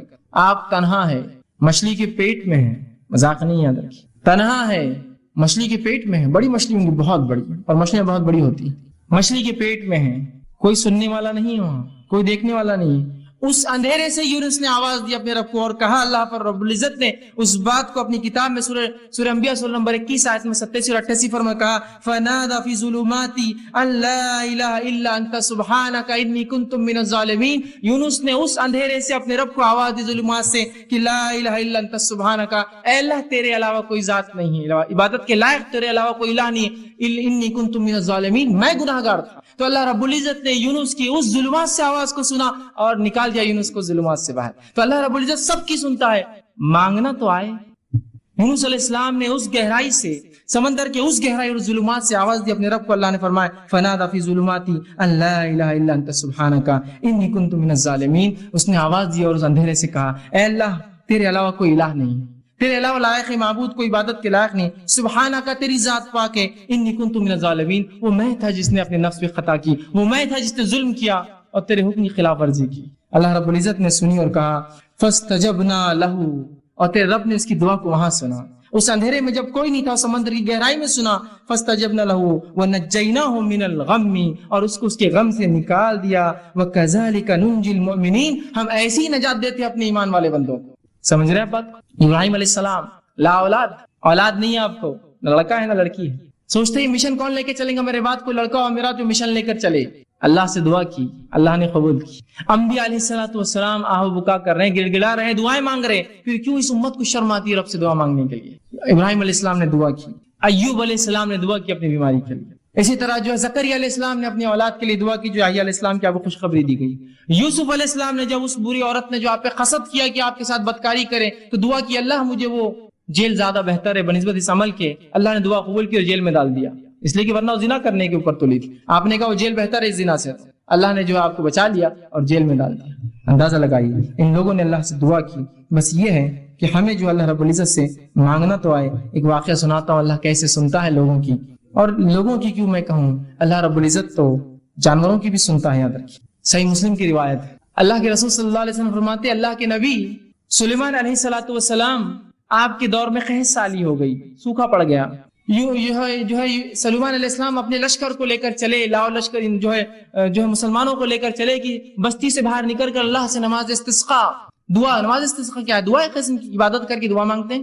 نماز استسقا کے لیے نکلے, جب نکل کر چلے اپنے جو ہے بستی سے اور ایک جگہ سے گزرے جہاں چونٹیاں تھی, جب وہاں سے نکلے آگے چلے تو کہا آپ جانے کی ضرورت نہیں ہے, ہمیں واپس جانا ہے. تو لوگوں نے کہا اے یونس, معاف کرنا اے سلیمان, تم ہمیں نماز استسقاء کے لیے لے کر چلے تھے, کیا بات ہے, کیوں اب تم کہہ رہے ہو؟ تو کہا جب ہم وہاں سے چلے تھے ایک چونٹی الٹی اپنے پیٹھ کے بل لیٹی اور اس نے اپنے پورے پیر آسمان کی طرف کیے اور اللہ سے دعا کی بارش کی, اللہ نے اس کی دعا سن لی, اب ہمیں نماز استسقاء کی ضرورت نہیں ہے. اس لیے کہ جو ہے سلیمان علیہ السلام جانوروں کی بات سمجھتے تھے, تو کہا اللہ نے اس کی دعا قبول کر لی, تو اللہ تو چونٹیوں کی قبول کرتا ہے, پھر تمہاری اور میری مومنوں کی کیوں نہیں سنیں گا؟ وہ چونٹی کو اللہ کی ولی نہیں تھی اور کوئی بزرگ نہیں تھی, جانور ہے وہ, اللہ اس کی بھی سنتا ہے. بس مانگنا تو ہے اپنے رب سے, رب سننے کے لیے ہی تو بیٹھا ہے اوپر, ورنہ اللہ نہ سنیں گا تو کس سے مانگیں گے بندے؟ بتاؤ مجھے. اگر وہ ذاتی سننا بند کر دے جو سننے والی اور سمیع ہے, تو میں کس سے پھر دعائیں مانگوں؟ اور جب لوگوں نے یہ سوچا کہ وہ ذات سنتی نہیں ہے تو پھر لگے انسانوں کے در پہ مانگنے کے لیے. آج جو سب سے افضل دعا, افضل عبادت دعائیں ہیں, کہاں مسلمان مانگتے ہیں, کن کن دروں پر مانگ رہے اللہ کو چھوڑ کر؟ ذرا غور کیجیے. یہ غلط فہمی ہے, اس کی بنیاد ہے کہ اللہ سنتا نہیں, ہماری سنتا نہیں, گنہگاروں کی سنتا نہیں, وہ تو صرف بزرگوں کی ولیوں کی سنتا ہے, اور ایسے فالتو قسم کے عقیدے. اور ان عقیدے کو میں فالتو لفظ کہنا بھی بہت فالتو سمجھتا ہوں, فالتو بولنا چاہیے ایسے عقیدوں کو, جن عقیدوں کا نہ سر ہے نہ کوئی ٹانگ ہے شریعت کے اندر. جس شریعت نے آپ کو سب کو اختیار دیا دعائیں کرنے کا, پتہ نہیں کس نے اس شریعت سے اس کے دعاؤں کا اختیار چھین کے کہا یہ تو ریزرویشن ہے ہمارے لیے, ہم کر سکتے ہیں دعا تمہارے لیے, ہم سے مانگو تو ہم پھر تم کو دیتے ہیں. ابھی اللہ تک کہاں جاتے ہو, ہم تک تو آ جاؤ, پھر اللہ تک جانا دعائیں مانگنے. اس قسم کی باتیں کہہ کر مجھے اور آپ کو ایک افضل عبادت سے آج کاٹ کر رکھ دیا. اسی طرح جو ہے دعا کے بارے میں جو غلط فہمی ایک بہت بڑی وہ یہ ہے, لوگوں میں جو پائی جاتی ہے وہ یہ ہے, اللہ صرف نیکوکاروں کی سنتا ہے, گناہگاروں کی نہیں سنتا ہے. اللہ صرف نیک لوگوں کی, بزرگوں کی, پیروں کی, فقیروں کی سنتا ہے, اور وہ جو ہے سب کی نہیں سنتا, گناہگاروں کی نہیں سنتا. اور ہم تو گناہگار ہیں, آپ تو گناہگار ہیں, ہم تھوڑی دعا کر سکتے ہیں اللہ سے. یہ یاد رکھیے ایک بدترین عقیدہ ہے شریعت میں, اس عقیدے کا کوئی جو اصول اور کوئی وزن نہیں ہے, یاد رکھیے. اور جب انسان یہ سوچ لیتا میری دعائیں تو میں نیک نہیں ہوں, اور ہر انسان گناہگار ہے, میں نیک نہیں ہوں تو اللہ میری دعا نہیں سنیں گا, لہٰذا کسی پیر, فقیر, بزرگ, ولی, اچھی شخصیت, نبی, کسی کو پکڑنا ہوگا اور ان کے ذریعے جانا ہوگا اس دعاؤں کے لیے. جب یہ عقیدہ لے لیتا ہے اور شریعت کا عقیدہ چھوڑ دیتا ہے تو وہ 3 کام کرنا شروع کر دیتا ہے. پہلا کام کیا کرتا ہے؟ بندہ اللہ سے اپنا تعلق ختم کر لیتا ہے اور پیروں اور فقیروں کا محتاج بن جاتا ہے. اللہ سے تعلق کٹ, اب یہی ذریعہ ہے ہماری دعاؤں کی قبولیت کی. دوسرا کام یہ کرتا ہے, بزرگوں کو خوش کرنے کے لیے, ان کو عاجز کرنے کے لیے, ان کو اپنی طرف متوجہ کرنے کے لیے نظریں اور نیاز اور کھانا اور پلانا, اور مرنے کے بعد جو ہے ان کے آستانوں کے اوپر چڑھاوے چڑھاتا ہے کہ وہ خوش ہو جائے, خوش ہو جائے. زندگی اگر زندہ ہے تو خوب کھلاتے اور پلاتے ہیں. بزرگ کے ہاتھ بھی دھو کے پی رہے ہیں, افسوس اس امت کو عقل تو ہو, پیر دھو کر بھی پی رہے ہیں. سبحان اللہ, بزرگ ہے نا, اللہ تو اب سننے والا نہیں. پہلے عقیدہ بنا لیا ایک فالتو, میری زبان میں فالتو والا, اور اس کے بعد اب لگی ان کو خوش کرنے. اللہ سے تعلق ختم, ان کو خوش کر رہے, نظریں اور نیاز, زندہ ہے تو اور مردہ ہے تو. اور اس کے بعد تیسرا کام کرتے ہیں, جب یہ سوچ لیتے ہیں کہ اللہ نہیں سنتا ہماری, ہم گناہگار ہیں, تیسرا کام کرتے ہیں, دعا قبول ہونے کے لیے بزرگوں کو وہ مقام دے دیتے ہیں جو اللہ کا مقام ہے. نہیں, ان تک ہی جانا پڑے گا, ان کے بغیر دعا قبول نہیں ہوتی, اور انہی کو راستہ بنا لیتے, اللہ کو مکمل ترک کر دیتے ہیں. جبکہ اللہ رب العزت نے اس کا اعلان کیا, وقال ربکم ادعونی استجب لکم, جو میں نے آیت پڑھی تھی, تمہارا رب تم سے کہتا ہے, ہمارا رب ہم سے کہہ رہا ہے, اے لوگو کہ مجھ سے دعا مانگو, استجب لکم, میں تمہاری دعا کو قبول کرتا ہوں. ان الذین یستکبرون عن دعا, اور جو تکبر کرتے ہیں عبادتی, میری اس عبادت میں کی دعا نہیں کرتے, تو میں انہیں اٹھا کر جہنم میں ڈال دوں گا. یہاں یہ کہا کیا, نیک لوگوں تم دعا کرو, تم دعا نہیں کروں گا تو اٹھا کے جہنم میں ڈال دوں گا. کیا کہا؟ سب کے لیے, وقال ربکم ادعونی استجب لکم, تم سب سے رب نے ہم سب سے کہا اے لوگوں تم اپنے رب سے دعا کرو, وہ تمہاری دعاؤں کو قبول کرتا ہے, اور جو تکبر کی بنیاد پہ دعا چھوڑ دیں گا جہنم میں ڈال دیں گا. تو یہاں کہا اے پیرو, اے فقیرو, اے نیک لوگوں تم دعا کرو, اے بد لوگوں تم دعا مت کرو, تمہارے لیے نہیں ہے دعا. سب کے لیے آئے تھے, کامن ہے, بالکل ظاہر آئے تھے, بالکل واضح. اور ترمذی کی ایک روایت ہے, آپ صلی اللہ علیہ وسلم فرمایا, جو شخص اللہ سے دعا نہیں کرتا اللہ اس سے ناراض ہو جاتا ہے. یہاں کہا یہ کہا کہ تم تو گناہگار ہو, تم مت کرو, جو نیک لوگ دعا نہیں کرتے اللہ ان سے ناراض ہو جاتا ہے. کوئی بھی انسان اللہ سے دعا نہ کرے اللہ ناراض ہو جاتا ہے, اور اللہ گناہگاروں کی بھی سنتا ہے اور نیکوکاروں کی بھی سنتا ہے. معلوم ہے, نیک لوگوں کی بھی سنتا ہے اور گناہگاروں کی بھی سنتا ہے. آئیے مثالیں لے لیجئے, مثالیں. تو لوگوں کا جو عقیدہ ہے اللہ گناہگاروں کی نہیں سنتا اور نیکوکاروں کی پوری سنتا ہے, تو میں آپ کو دلیل دیتا ہوں, اللہ گناہگاروں کی بھی سنتا ہے, نیکوکاروں کی بھی سنتا ہے, گناہگاروں کا بھی انکار کرتا ہے, نیکوکاروں کی بھی نہیں سنتا ہے کبھی. تو بڑے بڑے انبیاءوں کی نہیں سنی اللہ نے. مثالیں لے لیجیے. آئیے سب سے پہلے سورہ رعد, سورہ نمبر 13 آیت نمبر 36 اور 38 میں اللہ فرماتا اور کہتا ہے, ربی قال انظرنی الی یوم یبعثون.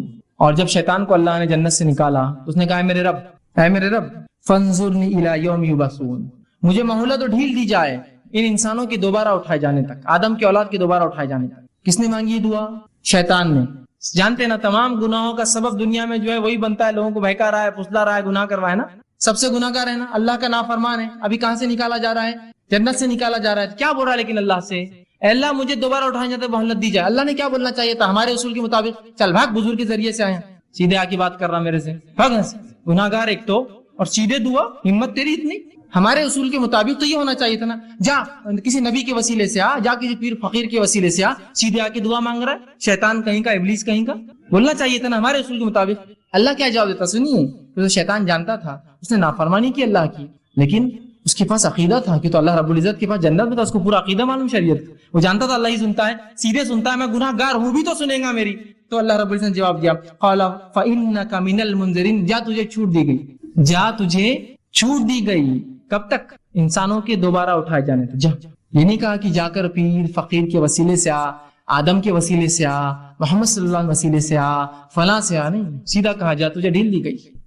برا ہے, گناہ گار ہے, اللہ سیدھی سن رہا ہے اس کی. آئیے اب وہ واقعہ سنیے جو اللہ نیکوکاروں کی بھی نہیں سنتا. جو سب لوگ کہتے ہیں نہیں پیر فقیر کے اللہ کبھی ٹالتا ہی نہیں. پیر فقیر تو چھوڑ دیجئے, یہاں انبیاء کی نہیں سننا ہے اللہ نے. آئیے سنیے واقعہ. اللہ رب العزت سورہ ہود سورہ نمبر 11 آیت نمبر 45-46 میں اللہ نے فرمایا, اور نوح علیہ السلام سے کہا, نوح میں تیری آل کو اس طوفان سے بچا لوں گا. جب طوفان آیا, ان کا بیٹا جو ہے جا کر دور چلا گیا. نوح علیہ السلام نے کہا بیٹا کشتی میں سوار ہو جا. آج کوئی بچنے والے نے کہا, اے والد میں بہت اونچے مقام پر چلا جاؤں گا. اور یہ بات اور مکالمہ چل ہی رہا تھا, ایک زوردار لہر آئی اور وہ بیٹا بہ کر چلے گا پانی میں. نوح علیہ السلام کو اللہ نے کیا کہا تھا, اے نوح جو ہے میں تیرے گھر والوں کی حفاظت کروں گا. اور یہاں بیٹا ڈوب گیا. بیٹا گھر سے ہوتا ہے نا کسی کے, اس کے گھر والا تھا. تو نوح علیہ السلام نے اللہ سے گزارش کی اور دعا کی اور فرمایا, انی اعوذک ان تکون من الجاہلین. جب دعا کی اور کہا اللہ جو ہے میرے بیٹا تو میرے گھر والوں میں سے تھا, تو اللہ نے جواب دیا, انی اعوذک ان تکون من الجاہلین. اے نوح میں تجھے نصیحت کرتا ہوں جاہل لوگوں کی جیسی باتیں نہ کرنا, اس لیے کہ تیرا بیٹا ایمان نہیں لایا لہذا تجھ سے نہیں ہے, وہ ایمان نہیں لایا تھا. تو یہاں کس کی دعا اللہ نے رد کی؟ اے نوح جاہلوں میں سے مت ہو جانا, نصیحت کرتا ہوں تجھے آئندہ ایسی بات میرے سامنے نہیں کرنا. اور نوح نے اس کے بعد اللہ سے توبہ کی, اور اللہ کہا میں گناہگار, میں توبہ کرتا ہوں تجھ سے, میں نے غلط دعا کی تھی. کس کی دعا رد کی؟ یہ اللہ کے پہلے رسول ہے نوح علیہ الصلوۃ والسلام, رد کر دی. آئیے دوسرا واقعہ, صحیح بخاری کی روایت, ابراہیم علیہ الصلوۃ والسلام نے اللہ سے دعا کی, اللہ میرے والد کو جو کہ کفر پر مرے تھے, اے اللہ ان کو جنت عطا کرنا. جہنم میں, اللہ ان کی دعا مانی نہیں, سنی ان کی دعا. اور روزے کی قیامت حدیث میں آتا ہے ان کے والد کو ان کے سامنے اٹھا کر جہنم میں ڈال دیا جائے گا. کہاں سنی؟ اتنے بڑے نبی, ابو الانبیاء, نبیوں کے باپ کہلاتے ہیں آپ, ابو الانبیاء بات ترک کر دیا اللہ نے.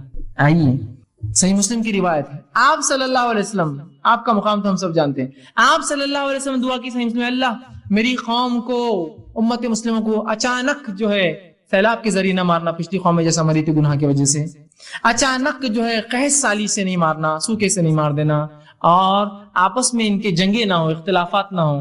اللہ رب العزت نے دو قبول کی کہ تیری امت ایک ساتھ قحط سالی میں نہیں مریں گی, غرق ہو کر نہیں مریں گی, لیکن وہ اختلاف ہونا اور جنگ نہ ہونا, یہ دعا میں رد کرتا ہوں. کس نے دعا کی تھی؟ نبی اکرم صلی اللہ علیہ وسلم. اللہ نے کیا قبول کیا؟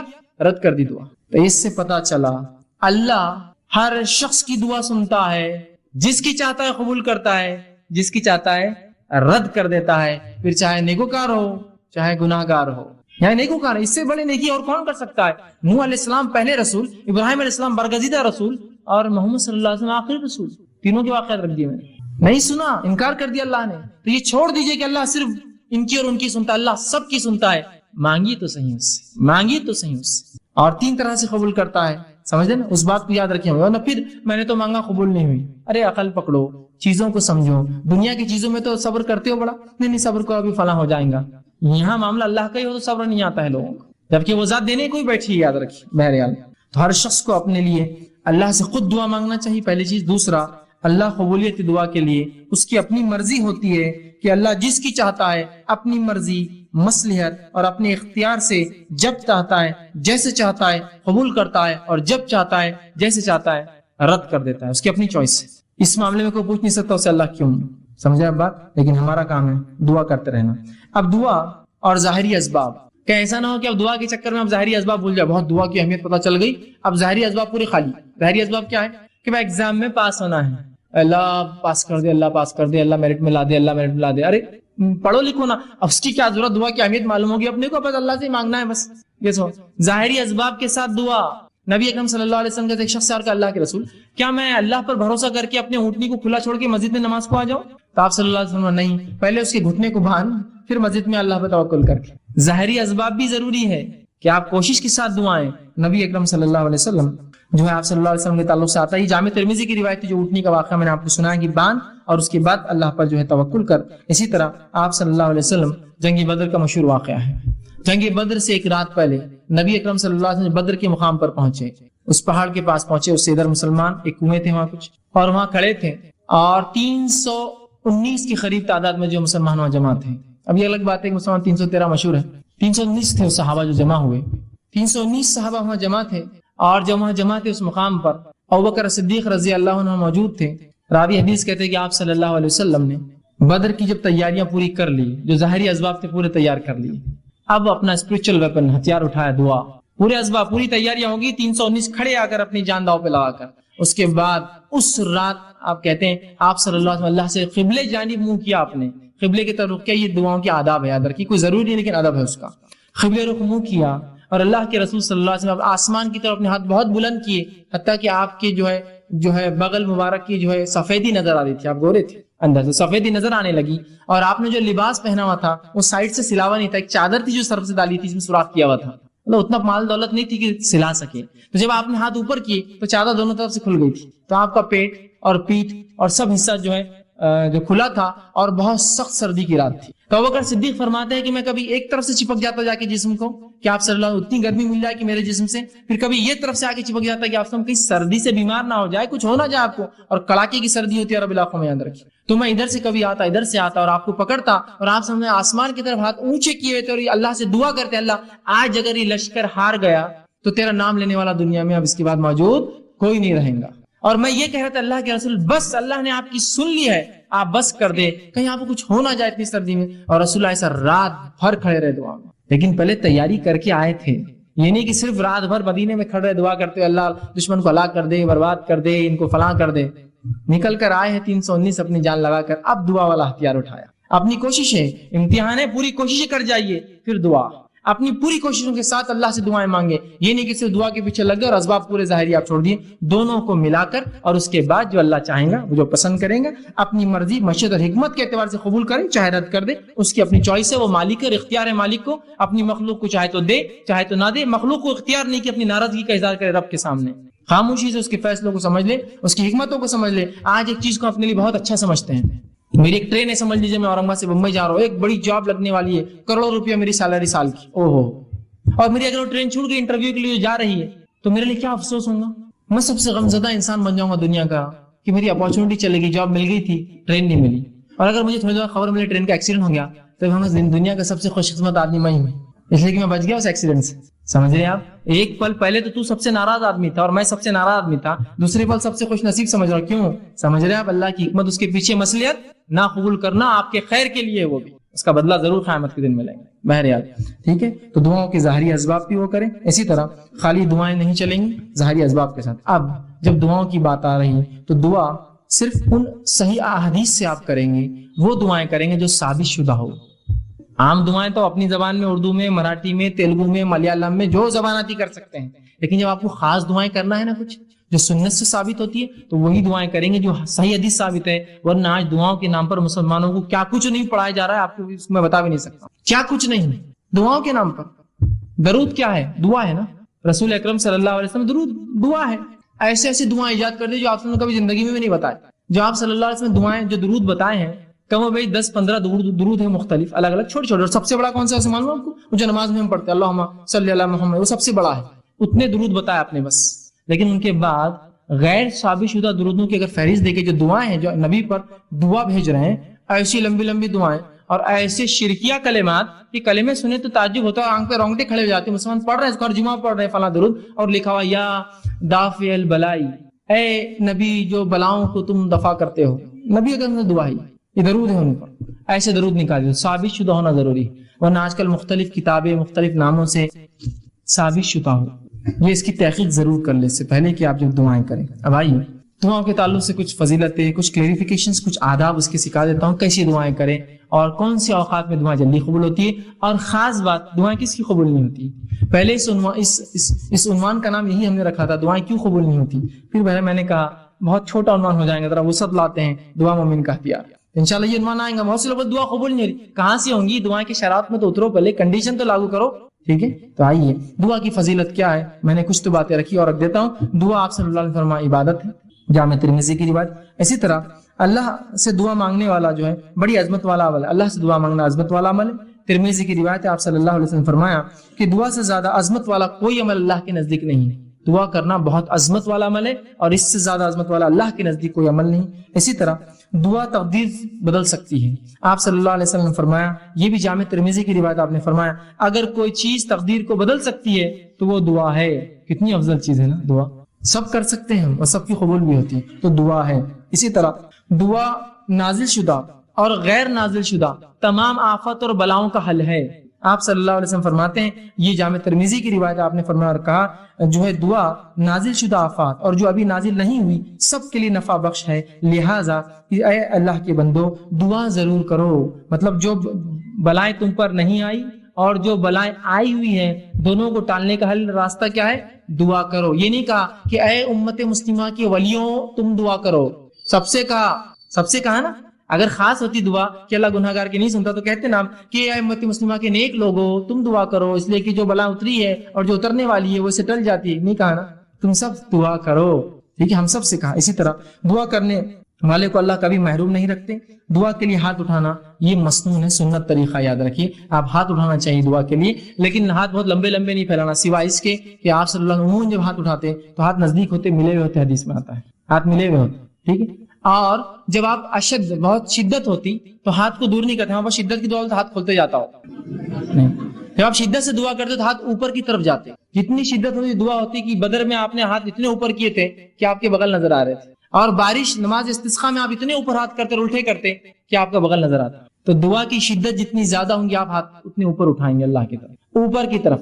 یہ عاجزی کی علامت ہے، اور ظاہر سی بات ہے بندہ ہاتھ اٹھا رہا ہے مطلب کچھ مانگ رہا ہے، ایک بھکاری کی حیثیت سے کھڑا ہے، ٹھیک ہے؟ عاجزی کی علامت ہے۔ میں یہ بھی نہیں کہوں گا کہ ہاتھ کھلے رکھنے سے دعا نیچے گر جاتی، ایسا نہیں ہے، یہ سب اللہ کا غائب کا معاملہ ہے، لیکن ہاتھ ملانا چاہیے اور ہاتھوں کو آپ اس کی شدت کے اعتبار سے کیجیے، اور قبلے رخ ہونا بھی یہ سنت ہے، یاد رکھیں، ٹھیک ہے؟ تو آپ صلی اللہ علیہ وسلم فرمایا دعا کے لیے ہاتھ اٹھانا مسنون ہے، اور دعا جب کرتا ہے بندہ محروم۔ ابن ماجہ کی روایت آپ نے فرمایا اور کہا تمہارا رب بڑا حیا کرنے والا ہے اور بڑا سخی ہے، بہت دینے والا ہے، اس کو ایک تو شرم بہت آتی اور بہت سخی ہے، بہت دینے والا ہے، تو لہٰذا جب بندہ اس کے حضور میں ہاتھ اٹھاتا ہے تو اللہ کو شرم آتی ہے، میں کیسے نہیں دوں گا اس کو، ایک مطلب بہت حیا آتی ہے اس کو کہ کوئی اس کے در پر آئے مانگے اور وہ خالی ہاتھ چھوڑے۔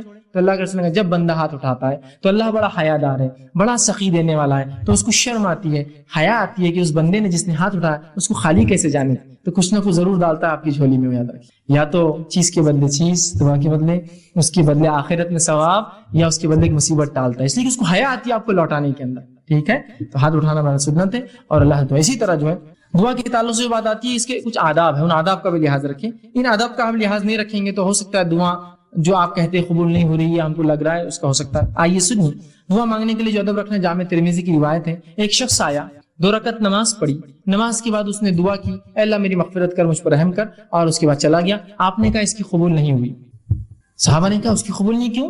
تو آپ نے فرمایا جب دعا کرو تو سب سے پہلے اللہ کی حمد و ثنا کرو، تعریف بڑائی بیان کیجیے اللہ کی، سورہ فاتحہ ہے، سورہ اخلاص ہے، اللہ کی حمد و ثنا، اس کے بعد مجھ پر درود بھیجو، اور اس کے بعد اپنی حاجت رکھو۔ تو دوسرے صحابی نے سن لیا، فوراً گئے، نماز پڑھی، اس کے بعد الحمد ثنا کی اور رسول اللہ صلی اللہ علیہ وسلم پہ درود بھیجا، اور اس کے بعد جو ہے اپنی دعا کہ اللہ کے رسول نے فرمایا اس کی قبول ہوئی۔ یہ ادب ہے دعا کا، یاد رکھیے۔ نہیں کوئی ضرور نہیں کہ آپ جلدی میں ہو، مصیبت میں تو آپ سیدھے پکارے اللہ کو، لیکن جب آپ اطمینان سے دعا کر رہے ہیں تو ضرور اس ادب کا لحاظ رکھیے کہ پہلے اللہ کی حمد ثنا، نبی اکرم صلی اللہ علیہ وسلم پر درود، اپنی حاجت اس کے بعد رکھیے، اور اس کے اندر بالخصوص اپنی مغفرت کے ساتھ شروع کیجیے، اللہ میری مغفرت، اس کے بعد میرے فلاں عمل فلاں عمل فلاں عمل، ٹھیک۔ اسی طرح دعا جامع ہو، کم الفاظ والی ہو، اور 2 ٹوک ہو، ڈائریکٹ ٹو پوائنٹ ہو۔ جامع سمجھتے آپ؟ کم الفاظ والی، آپ صلی اللہ علیہ وسلم لمبے لمبے الفاظ پسند نہیں کی دعا میں، خوب لمبے لمبے اشعار پڑھ رہے، یہ پڑھنے، جامع ہو۔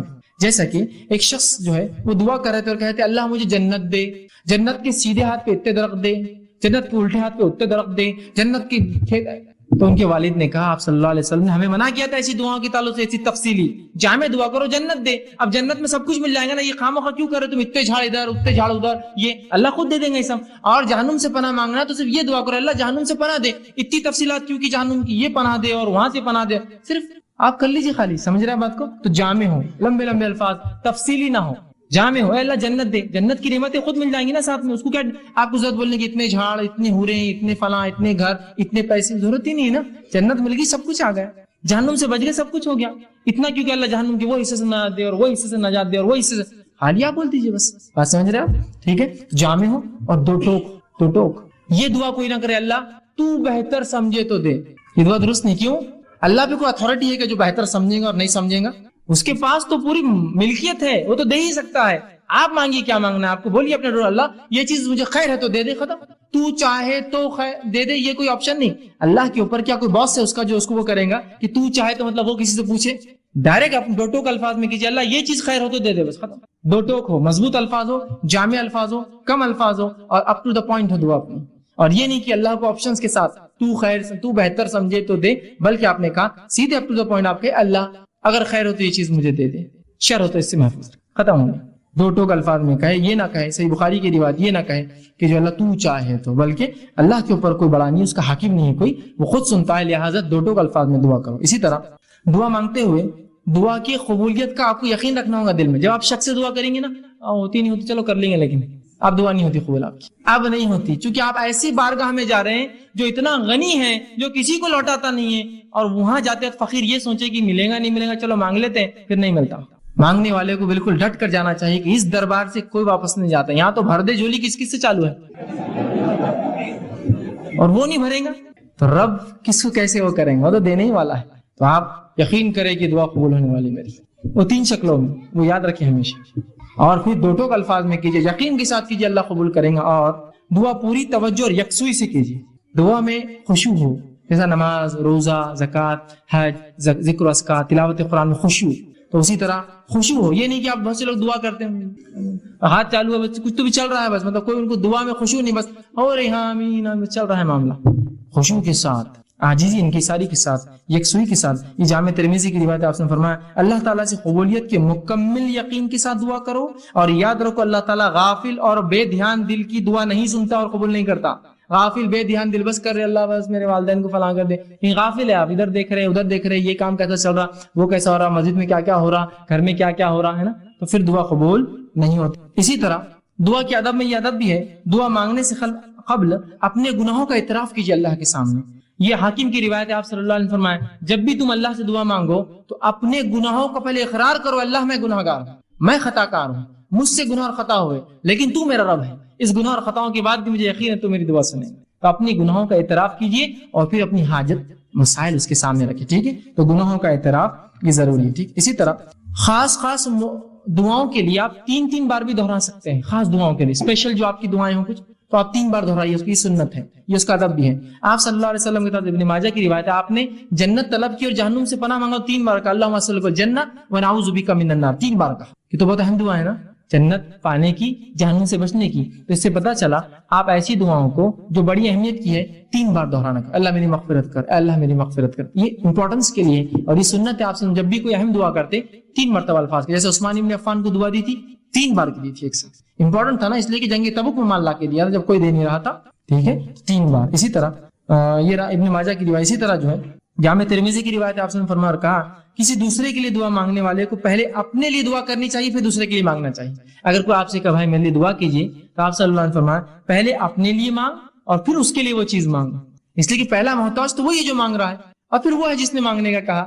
جب بھی کوئی آپ سے دعا کہے تو ضرور اپنے لیے مانگیے پہلے اور پھر اس سامنے والے کے لیے دعا کیجیے. اسی طرح جو یہ ابو داؤد کی روایت آپ صلی اللہ علیہ وسلم فرمایا کہ دعا جو ہے جامع ٹھوس الفاظ لیکن زیادہ معنی والوں سے دعا مانگنی چاہیے، مطلب تھوڑے ہو، ٹھوس ہو، مضبوط ہو اور زیادہ اس کا معنی اس کے ساتھ کرنا چاہیے.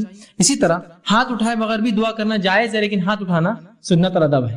ہاتھ اٹھائے بغیر بھی کر سکتے ہیں، جیسے کہ آپ صلی اللہ علیہ وسلم نے نماز کے اندر تشہد کے اندر دعائیں کی، اس میں ہاتھ نہیں اٹھا سکتا آدمی. نماز کے تشہد میں، نماز کے مختلف ارکان میں تو بغیر ہاتھ اٹھائے کے، تو بغیر ہاتھ اٹھائے کے بھی کر سکتے ہیں، ہاتھ اٹھا کے بھی کر سکتے ہیں. اسی طرح جو دعا سننے والے کے لیے آخر میں آمین کہنا چاہیے. جو دعا سنے، جب کوئی دعا کرے آپ سن رہے تو آمین کہنا چاہیے، اس لیے کہ آمین کہنا یہ جو ہے اے اللہ قبول کر کے معنی میں ہے. صحیح مسلم کی روایت ہے، آپ نے فرمایا جب بندہ اللہ سے دعا کرتا ہے تو فرشتے آمین کہتے ہیں، اس کے لیے وہ دعا کر کے آمین کہتے ہیں. تو پتہ چلا فرشتے دعا پر آمین کہتے ہیں، مطلب ہم لوگ بھی جب دعا کوئی کرے تو آمین کہنا چاہیے اس کے اوپر، لیکن دعا گناہ کی نہ ہو اور خطے تعلق کی نہ ہو. یہ دو دعاؤں پہ نہیں کہنا چاہیے، کیونکہ یہ دعائیں مانگنا غلط بھی، اللہ قبول بھی نہیں کرتا کہ گناہ کی کوئی دعا یا خطے تعلق. جیسا کوئی دعا کرا اللہ لڑکی کو لیکن بھاگنا آسان کر دے، اسے لوگ کرتے ہیں ایسی دعائیں، ہوتے ہیں نا ایسی دعائیں.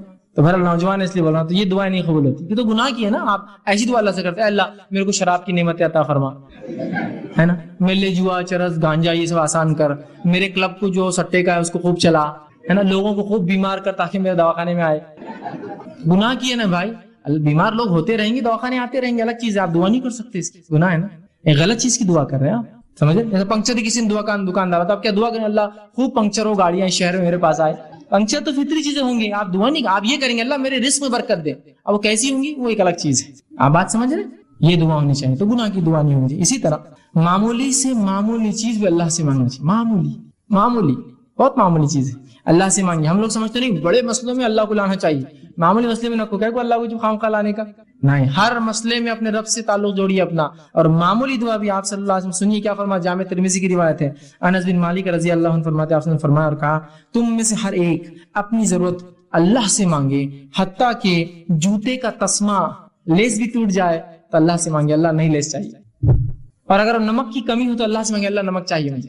اس کے بعد کوشش، میں نے پہلے بیان کر دیا، کوشش کے ساتھ یہ سب چیزیں جڑی ہوئی ہیں کہ تسمہ لینے جائے، کوشش کرے مال کما کے خریدے، نمک کے لیے باہر نکلے مانگے یا پھر خریدنے جائے، کوشش کے ساتھ، لیکن دعا پہلے. کوئی مشکل کوئی مصیبت، اگر کسی نے کیا ارے گاڑی پنکچر ہو گئی، اللہ میری مدد کرے اس معاملے میں، گاڑی پنکچر ہو گئی میری، کوئی بھی چھوٹی سے چھوٹی لسٹ تو کتنی چھوٹی چیز ہے نا، کوئی بھی مصیبت ہو اللہ سے فوراً دعا، اس کے بعد کوشش اپنی جاری رکھیں. اسی طرح دعا کرتے وقت اپنا رخ قبلے طرف رکھنا یہ بھی سنت ہے. آپ صلی اللہ علیہ وسلم نے جنگ بدر کا جو میں نے واقعہ رکھا تھا، آپ قبلے رخ ہوئے، یہ مسلم کی روایت ہے. اور دعا کی جس کے الفاظ صحیح مسلم کی روایت کی یوں ہیں، عمر بن خطاب کہتے ہیں جنگ بدر میں رسول اکرم صلی اللہ علیہ وسلم نے مشرکین مکہ پر ایک نظر ڈالی ان پہ جب کھڑے ہو گئے تھے آمنے سامنے، تو وہ 1000 کی تعداد تھی، جبکہ آپ صلی اللہ علیہ وسلم کی صحابہ کی تعداد 319 تھی. پھر فرمایا رسول اللہ صلی اللہ علیہ وسلم نے قبلے رخ طرف کیا اور اپنے ہاتھ اللہ کے حضور پھیلائے اور پکار کر دعا کرنے لگے. پکار کر دعا کیا آپ نے، ٹھیک ہے، تو یہ دعا کی ادب تھے. اب اسی طرح وہ کلمے جو کلموں کے ساتھ اگر دعا کی جائے تو اللہ کبھی رد نہیں کرتا، وہ باتیں جن کو آپ اگر لگا لے اپنی دعا میں تو اللہ رد نہیں کرتا، وہ باتیں بھی سن لیں. آپ صلی اللہ علیہ وسلم نے فرمایا، یہ ابن ماجہ کی روایت ہے، اللہ کے اسم اعظم سے جو دعا کی جاتی ہے وہ کبھی رد نہیں ہوتی، اللہ سے قبول کرتا ہی ہے. ویسے تو ہر دعا ہو رہی ہے لیکن اس میں اور مکمل اور مضبوط کام ہو جاتا ہے اسم اعظم. اور اس کے تعلق سے آپ صلی اللہ علیہ وسلم فرماتے ایک صحابی تھے، وہ دعا کر رہے تھے، انہوں نے دعا یوں کی اور فرمایا، اور دعا کے الفاظ یوں ہیں، اور کہا اللہم انی اسألوکا انت اللہ لا الہ الا انت الاحد الصمد الذی لم یلد ولم یولد ولم یکن لہ کفوا احد. اس طرح سے انہوں نے الفاظ ادا کی. آپ صلی اللہ علیہ وسلم کہا اس نے اللہ کے اسم اعظم سے دعا کی، اس کی دعا تو رد نہیں ہونا ہے. کوشش کریں کہ آپ جو اسم اعظم سے. اسی طرح قبولیت کے دعا کے دیگر کلمات درج ذیل، بہت سی اور دعائیں جو آپ کر سکتے ہیں، وہ کلمات جن کو آپ لگا لے سے دعا قبول ہوتی ہے، اس میں سے ایک یہ ہے جس کو آپ صلی اللہ علیہ وسلم فرماتے اور کہا کہ جو شخص یہ پڑھے اپنی دعا کے اندر لا الہ الا انت سبحانک انی کنت من الظالمین، جو یونس علیہ السلام نے کی، اور اس کے بعد دعا کرے تو آپ فرماتے پاک ہے ظالموں سے نہیں ہوں، اس کے واسطے سے جب بھی کوئی مسلمان دعا کرے تو اللہ اس کی دعا قبول کرتا ہے. تو یہ کلمات ضرور پڑھے اپنی دعا سے پہلے اور اپنی دعا کرے، ٹھیک ہے، یہ دعا بھی اللہ رب العزت قبول کرتا ہے. اسی طرح آپ صلی اللہ علیہ وسلم تیسری چیز بتائی دعا قبولیت میں جو کلمے آپ جوڑے اس میں سے یہ آپ نے فرمایا اور کہا، جامع ترمذی کی روایت ہے کہ جب تم دعا کرو تو یہ الفاظ کہنا مت بھولنا، یا ذوالجلال والاکرام، بار بار کہنا ہے یا ذوالجلال والاکرام. تو آپ نے فرمایا یا ذوالجلال والاکرام کے الفاظ کو اپنی دعاؤں میں لازم پکڑو، ہمیشہ بولا کرو ان الفاظ کو، یا ذوالجلال والاکرام. ٹھیک. اسی طرح قبولیت دعا کے اوقات کیا ہے، کب کب دعائیں قبول ہوتی ہے، تو سن لیجیے. رات کے آخری حصے میں دعائیں قبول ہوتی ہے. صحیح بخاری کی حدیث ہے، آپ نے فرمایا رات کے آخری حصے میں اللہ پہلے آسمان میں آتا ہے اور ایک آواز آتی ہے کوئی مغفرت کا طلب کرنے والا میں دینے. اور ہر رات ہوتا ہے، رمضان کی رات خاص نہیں، ہر رات تیسرا پہر آخری حصہ جس کو سحری کا حصہ بولتے ہیں نا آج، یہ حصے میں دعا کیجیے، قبول ہوتی ہی ہے. اسی طرح آپ نے فرمایا اذان اور اقامت کے درمیان جو دعا کی جاتی ہے قبول ہوتی ہے، جامع ترمذی کی روایت ہے، اذان کے بعد سے اقامت کے بیچ میں آپ مسجد میں گئے دعائیں کیجیے۔ اسی طرح سجدے میں دعائیں قبول ہوتی ہیں، آپ صلی اللہ علیہ وسلم فرمایا، صحیح مسلم کی روایت ہے، جب بندہ سجدے میں ہوتا ہے اللہ سے سب سے نزدیک ہوتا ہے تو لہٰذا تم اس میں خوب دعائیں مانگو، تو سجدے میں دعا ہوتی ہے۔ اسی طرح جمعہ کے دن ایک ایسی گھڑی ہے جس میں اللہ تعالیٰ دعا قبول کرتا ہے، یہ بخاری کی حدیث ہے، اور ایک حدیث کے مطابق آپ نے فرمایا وہ گھڑی عصر اور مغرب کے بیچ آتی ہے، وہ تھوڑا وقفہ ہوتا ہے، کوشش کرے کہ جمعہ کے دن بار بار ہر وقت زیادہ سے زیادہ دعائیں کرے تاکہ جب بھی وہ گھڑی ہو، ایک قول کے مطابق عصر سے مغرب کے بیچ ہے لیکن وہ ایک دن کبھی بھی آتی ہے وہ گھڑی دن بھر میں۔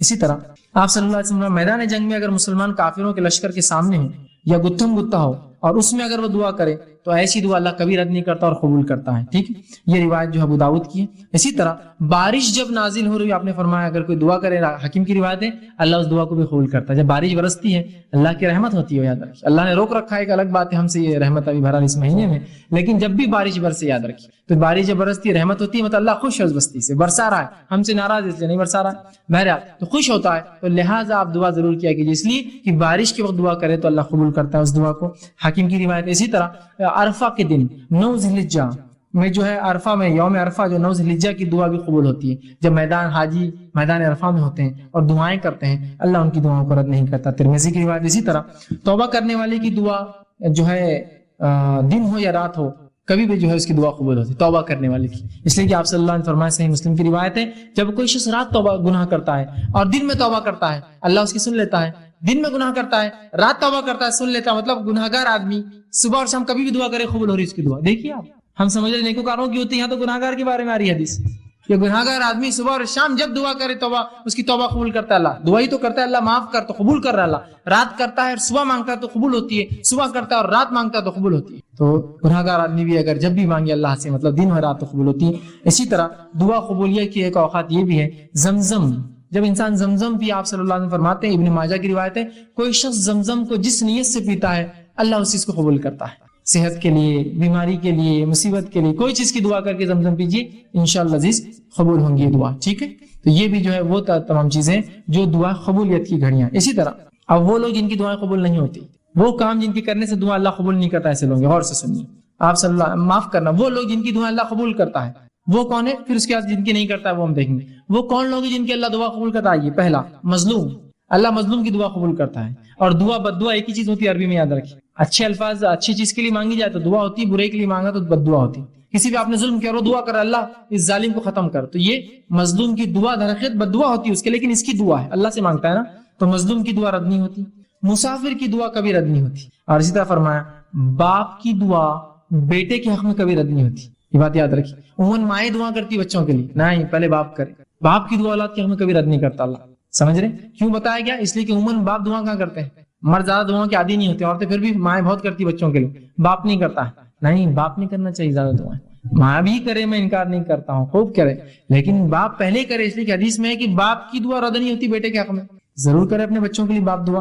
آپ سے ہم فرماتے ہیں، ابن ماجہ کی روایت ہے، 3 آدمیوں کی دعا قبول ہو جاتی ہے جس میں کوئی شک نہیں، کوئی سیکنڈ اوپینین تھاٹ نہیں، پہلا مظلوم کی دعا، دوسرا مسافر کی دعا، اور والد کی دعا اپنے بیٹے کے حق میں، تینوں چیزیں قبول ہوتی ہے۔ اسی طرح آپ صلی اللہ علیہ وسلم فرماتے ہیں غازی کی دعا قبول ہو جاتی ہے، ٹھیک ہے، اور حج اور عمرہ کرنے والے کی دعا قبول ہوتی ہے، غازی جو میدان جنگ میں انسان ہے، اور حج اور عمرہ، اس کے تعلق سے آپ نے فرمایا، ابن ماجہ کی حدیث آپ نے فرمایا، جہاد فی سبیل اللہ کرنے والا اور حج اور عمرہ کرنے والا اللہ کا مہمان ہے، اللہ نے انہیں بلایا تو وہ آ گئے، لہٰذا اللہ سے اگر وہ سوال کرے تو اللہ انہیں عطا کرے گا، سوال کرے، حاجی بھی مہمان ہے، مجاہد بھی مہمان ہے، سوال کرے بس اللہ عطا کرے گا ان کو، ٹھیک۔ اسی طرح نیک اولاد کی دعا والدین کے حق میں قبول ہوتی ہے، ہم سے سمجھتے بڑے چھوٹوں کو دے سکتے، چھوٹے ہی بڑوں کو دے دعا، جہاں باپ کی بیٹے کے لیے ہوتی ہے بیٹے کی باپ کے لیے بھی ہوتی ہے قبول۔ آپ صلی اللہ علیہ وسلم فرماتے ہیں، مسند احمد کی روایت آپ نے فرمایا کہ ایک آدمی نے اللہ رب العزت سے جب وہ جنت میں جائیں گا تو پوچھیں گا اللہ میرے نام اعمال میں کچھ نیکیاں ایسی ایسی اور ایسی لکھی تھی جو میں نے کی نہیں تھی، کبھی میں نے وہ کام کیے نہیں تھے، تو اللہ رب العزت کو بتائیں گا، کہیں گا یہ وہ دعائیں ہیں جو تیرا لڑکا تیرے لیے دنیا میں کیا کرتا تھا، اس کے بدلے میں تجھے اجر دے رہا ہوں آج۔ تو باپ کی بیٹے کے لیے، بیٹے کی باپ کے لیے، دونوں کے ایک دوسرے کے لیے رد نہیں ہوتی، سمجھ رہے آپ بات کو۔ اسی طرح آپ صلی اللہ علیہ وسلم فرماتے ہیں اور کہتے ہیں، خوشحالی میں جو اور فراوانی میں جو اللہ کو یاد رکھتا ہے اللہ تعالیٰ تنگ دستی میں اس کی دعاؤں کو قبول کرتا ہے۔ بڑی اچھی حدیث سنی، جامع ترمذی کی روایت آپ سے فرماتے اور کہتے ہیں، جو شخص یہ پسند کرتا ہے کہ مصیبتوں اور تکلیف اور مشکل حالات میں اللہ اس کی دعا قبول کرے تو اسے چاہیے کہ خوشحالی کے وقت میں خوب اللہ سے دعا کرے. بلکہ ہم تو کبھی بھی بدحالی میں دعا کرتے اللہ سے, خوشحالی میں کہاں یاد آتی؟ خوشحالی میں تو بس معاملہ بالکل وہ ہو جاتا. نہیں, جو خوشحالی میں اللہ کو یاد رکھتا ہے تو اللہ تنگ دستی اور بدحالی میں جو ہے اس کو کیا کرتا ہے؟ یاد کرتا ہے. سمجھ رہا؟ تو اس کی بھی ہوتی ہے. اسی طرح روزے دار کی دعا قبول ہو جاتی ہے. آپ صلی اللہ علیہ وسلم فرماتے ہیں جب روزے دار کوئی روزہ رکھتا ہے, بحقی کی روایت ہے, تو اللہ رب العزت اس کی دعا قبول کرتا ہے. اسی طرح بیمار کی دعا بھی قبول ہو جاتی ہے. اور وہ شخص, وہ انسان جو اپنے بھائی کے لیے دعا کرے, غائبانہ دعا یاد رکھیے, جو اپنے بھائی کے لیے غائبانہ دعا کرے اللہ رب العزت کو بھی قبول کرتا ہے. بحقی کی روایت ہے, آپ صلی اللہ علیہ وسلم فرمایا, کہا مریض کی دعا یہاں تک کہ وہ ٹھیک نہ ہو جائے قبول ہوتی ہے, اور بھائی کی دعا بھائی کے لیے جب غائبانہ کرے تو قبول ہوتی ہے. اور قبول ہونے والی دعاؤں میں سب سے جلدی جو دعا قبول ہوتی ہے وہ ایک بھائی کے لیے جب دوسرا بھائی غائبانہ دعا, اور بھائی سے مراد یہاں ساگا بھائی نہیں, مسلمان بھائی جب دوسرے مسلمان بھائی کے لیے غائبانہ دعا, اس کے موجودگی میں تو کوئی بھی دعا کرتا ہے, غائب پیچھے کرتا ہے پیٹ کے, یہ سب سے جلدی قبول کر لیتا اللہ, اس لیے کہ دوسرے بھائی نے کیا اس کے لیے دعا. ٹھیک ہے, تو یہ تھا وہ لوگ جن کی دعائیں قبول ہوتی ہیں. اب وہ لوگ جن کی دعائیں قبول نہیں ہوتی وہ کیا اسباب ہے؟ سنیے, رزق کے حرام کھانے والا اس کی دعا قبول نہیں ہوتی. رزق کے حرام, آج حرام رزق کھاتے ہیں کھلاتے ہیں, بلکہ رزق حرام پر پرورش پانے والے کی بھی دعا نہیں قبول ہوتی. مقامی کمانے والا نہیں, اس کو کھانے والا بھی دعا قبول نہیں ہوتی اس کی. آپ صلی اللہ علیہ وسلم فرماتے ہیں ایک شخص کا, آپ فرماتے پھر آپ صلی اللہ علیہ وسلم نے ایک شخص کا ذکر کیا جو طویل سفر میں ہے, جس کے سفر کی وجہ سے گرد و غبار دھول مٹی سے اس کا چہرہ بھرا ہوا ہے, اور اس کے بعد جو ہے وہ دونوں ہاتھ آسمان کی طرف کرتا ہے, وہ حج یا جہاد کے سفر پر ہے, اور دونوں ہاتھ آسمان کی طرف کر کے اللہ سے دعا کرتا ہے, اے اللہ میری دعا قبول کر. اللہ کہتا ہے میں اس کی دعا کیسے قبول کروں؟ اس کا کھانا حرام, اس کا پینا حرام, اس کے کپڑے حرام, اس کی پرورش حرام پر ہوئی ہے. حرام کھانے والا ہے, حرام کمانے والے, حرام پر پرورش جس کی بھی اللہ دعا نہیں خود. اس لیے میں نے کہا تھا اولاد کی تربیت میں اس کے حق میں اولاد کو حلال مال کھلائیے. آپ اس کو حرام مال کھلائیں گے, اس کی تربیت اور اس کی دعاؤں کو آپ برباد کر رہے ہیں. حلال مال کی بڑی اہمیت, کم کمائیے, مت کمائیے, لیکن حلال کمائیے. جو بھی ہوتا ہے نا, مت سے مراد یہ کہ اب آدمی کچھ نہیں ملا بڑا پریشان آنے, بہت کم ہوتا ہے, لیکن حرام کے اس میں مت جائیے. رشوت خوری, سود کے اوپر تجارتیں, اسی طرح لوٹ مار, اس کی ٹوپی اس کے سر ڈال دی, ادھار پیسے لے کے کھا گئے, ایسا لوگوں نے زندگی گزار لے رہے ہیں. یاد رکھیے دعائیں نہیں قبول ہوتی آپ کی. اپنی مغفرت کی دعا کوئی بندہ نہ کر سکے, وہ رب جو حیا دار ہے اور سخی ہے, اگر وہی آپ کی دعائیں نہ قبول کرے, یا ایسا عمل جس سے آپ کی وہ ربی دعا قبول نہ کرے, اس سے بری بات کیا ہو سکتی کوئی بری بات اس سے؟ حرام مال پہلی چیز, صحیح مسلم کی روایت. دوسرا, جو گناہ کے لیے دعا کریں گے اور خطا رحمی کے لیے اس کی دعا قبول نہیں ہوتی. گناہ کے لیے آپ دعا کریں, خطا رحمی رشتہ توڑنے کی, اس کی دعا قبول نہیں ہوتی, پہلے وضاحت میں کر چکا ہوں. اسی طرح غفلت اور لاپرواہی سے کرنے والے کی دعا قبول نہیں ہوتی.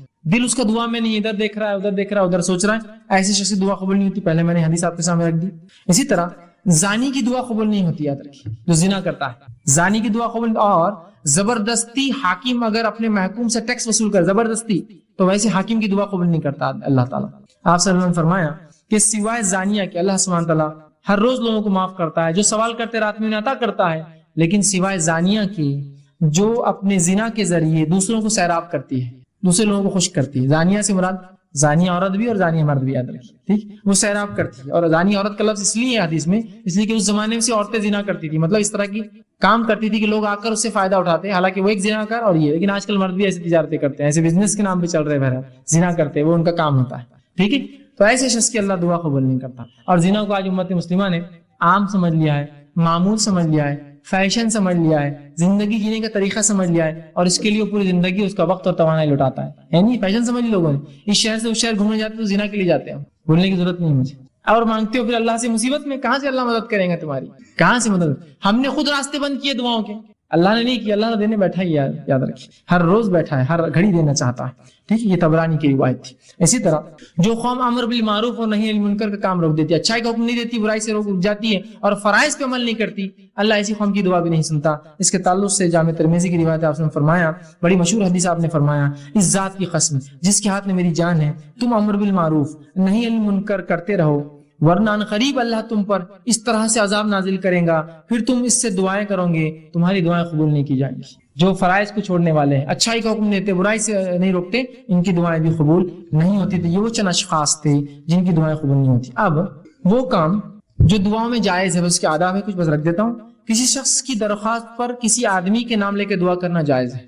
صحیح بخاری کی روایت ہے, کسی کی درخواست, آپ صلی اللہ علیہ وسلم کے زمانے میں حضرت عمر عمرہ کے لیے گئے, تو آپ نے کہا میرے بھائی مجھے اپنی دعا میں یاد رکھنا. کس نے کہا؟ اللہ کے رسول نے کہا عمر سے، میرے بھائی مجھے اپنی دعاؤں میں یاد رکھنا، ٹھیک ہے. یہ نہیں کہا کہ عمر تم تو میرے سے چھوٹے ہو ایمان میں، تم میرے کو بولو. اور حضرت عمر نے کہا اللہ کے رسول آپ اتنے بڑے، آپ سے آپ کے ذریعے ہم مانگتے ہیں، ہم سے کیوں کرا رہے آپ؟ ٹھیک ہے حضرت عمر نے کہا میں یاد رکھوں گا. سمجھ رہا بات کو؟ تو کسی کو آپ کہہ سکتے درست، اس میں کوئی مسئلہ نہیں. اسی طرح دعا میں کافروں کے لیے ہدایت طلب کر سکتے ہیں آپ صلی اللہ علیہ وسلم کئی کافروں کے لیے ہدایتیں طلب کی کہ اللہ عمرین میں سے کسی ایک کو ہدایت دے. ایک عمر تھا ابو جہل، اس کا نام بھی عمر تھا، اور ایک عمر تھے عمر ابن خطاب، دونوں عمر تھے. تو کہا ایک کو ہدایت دے. اللہ نے عمر ابن خطاب کے حق میں قبول کی دعا. تو کافروں کے لیے دعا کر سکتے، بخاری کی روایت. اسی طرح دعا میں اللہ تعالیٰ سے اس کے اسم اعظم اور اس کی صفات اور اس کے وسیلے سے دعا کر سکتے ہیں آپ. اللہ کے اسماء و صفات اسی لیے تو ہے کہ اس کے وسیلے سے آپ دعا کریں. زندگی چاہیے تو الحی کے نام سے دعا کریں، اے زندگی کے دینا یا حیو مجھے جو ہے فلاں زندگی عطا فرما، اس کی زندگی عطا فرما، اس کو موت سے بچا لے. سمجھ رہے ہیں بات کو؟ رزق چاہیے یا رزاق تو رزق دینے والا ہے، ہمیں رزق عطا فرما. آپ کو چاہیے کہ آپ چاہتے آپ کے گناہ معاف کرے یا غفار، آپ کے گناہوں کو درگزر کر دے یا رحمان اور رحیم مجھے معاف کر. تو آپ چاہتے آپ کے گناہوں کو اللہ ڈھانک لے یا ستار، اے چیزوں کو ڈھانکنے والے میرے گناہوں کو قیامت کے روز ڈھانک لے. تو اللہ کے اسماء و صفات. آپ کو وسعت چاہیے یا وسیع مجھے وسعت فرما میرے معاملے میں، ٹھیک ہے. تو اللہ کے اسماء و صفات کے وسیلوں سے دعا کیجیے، اسی لیے تو یہ نام ہے اللہ کے. بہرحال اسی طرح اپنے نیک اعمال کے وسیلے سے بھی دعا مانگ سکتے ہیں، یہ بھی قبول ہوتی ہے. میں نے جیسا کہ بخاری کی حدیث ہے کہ 3 آدمی جو بنی اسرائیل کے غار میں چلے گئے، تینوں نے نیک اعمال کے وسیلے سے دعا مانگی نا.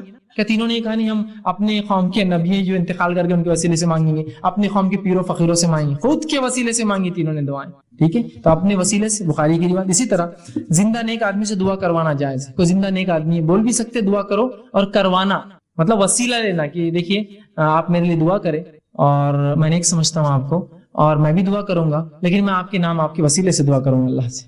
اس طرح سے اگر آپ اجازت لے اور وہ بھی دعا کرے اور آپ بھی دعا کرے، دعا قبول ہوتی ہے. یہ بھی جائز ہے. لیکن یہ ہر بار کا معمول مت بنا جی کہ اللہ اس کے بغیر قبول ہی نہیں کرتا وسیلے کو. امت نے اتنی حدیث لے لی اور وہ ہر چیز کو نہیں ان کے ذریعے اور ان کے ذریعے نہیں.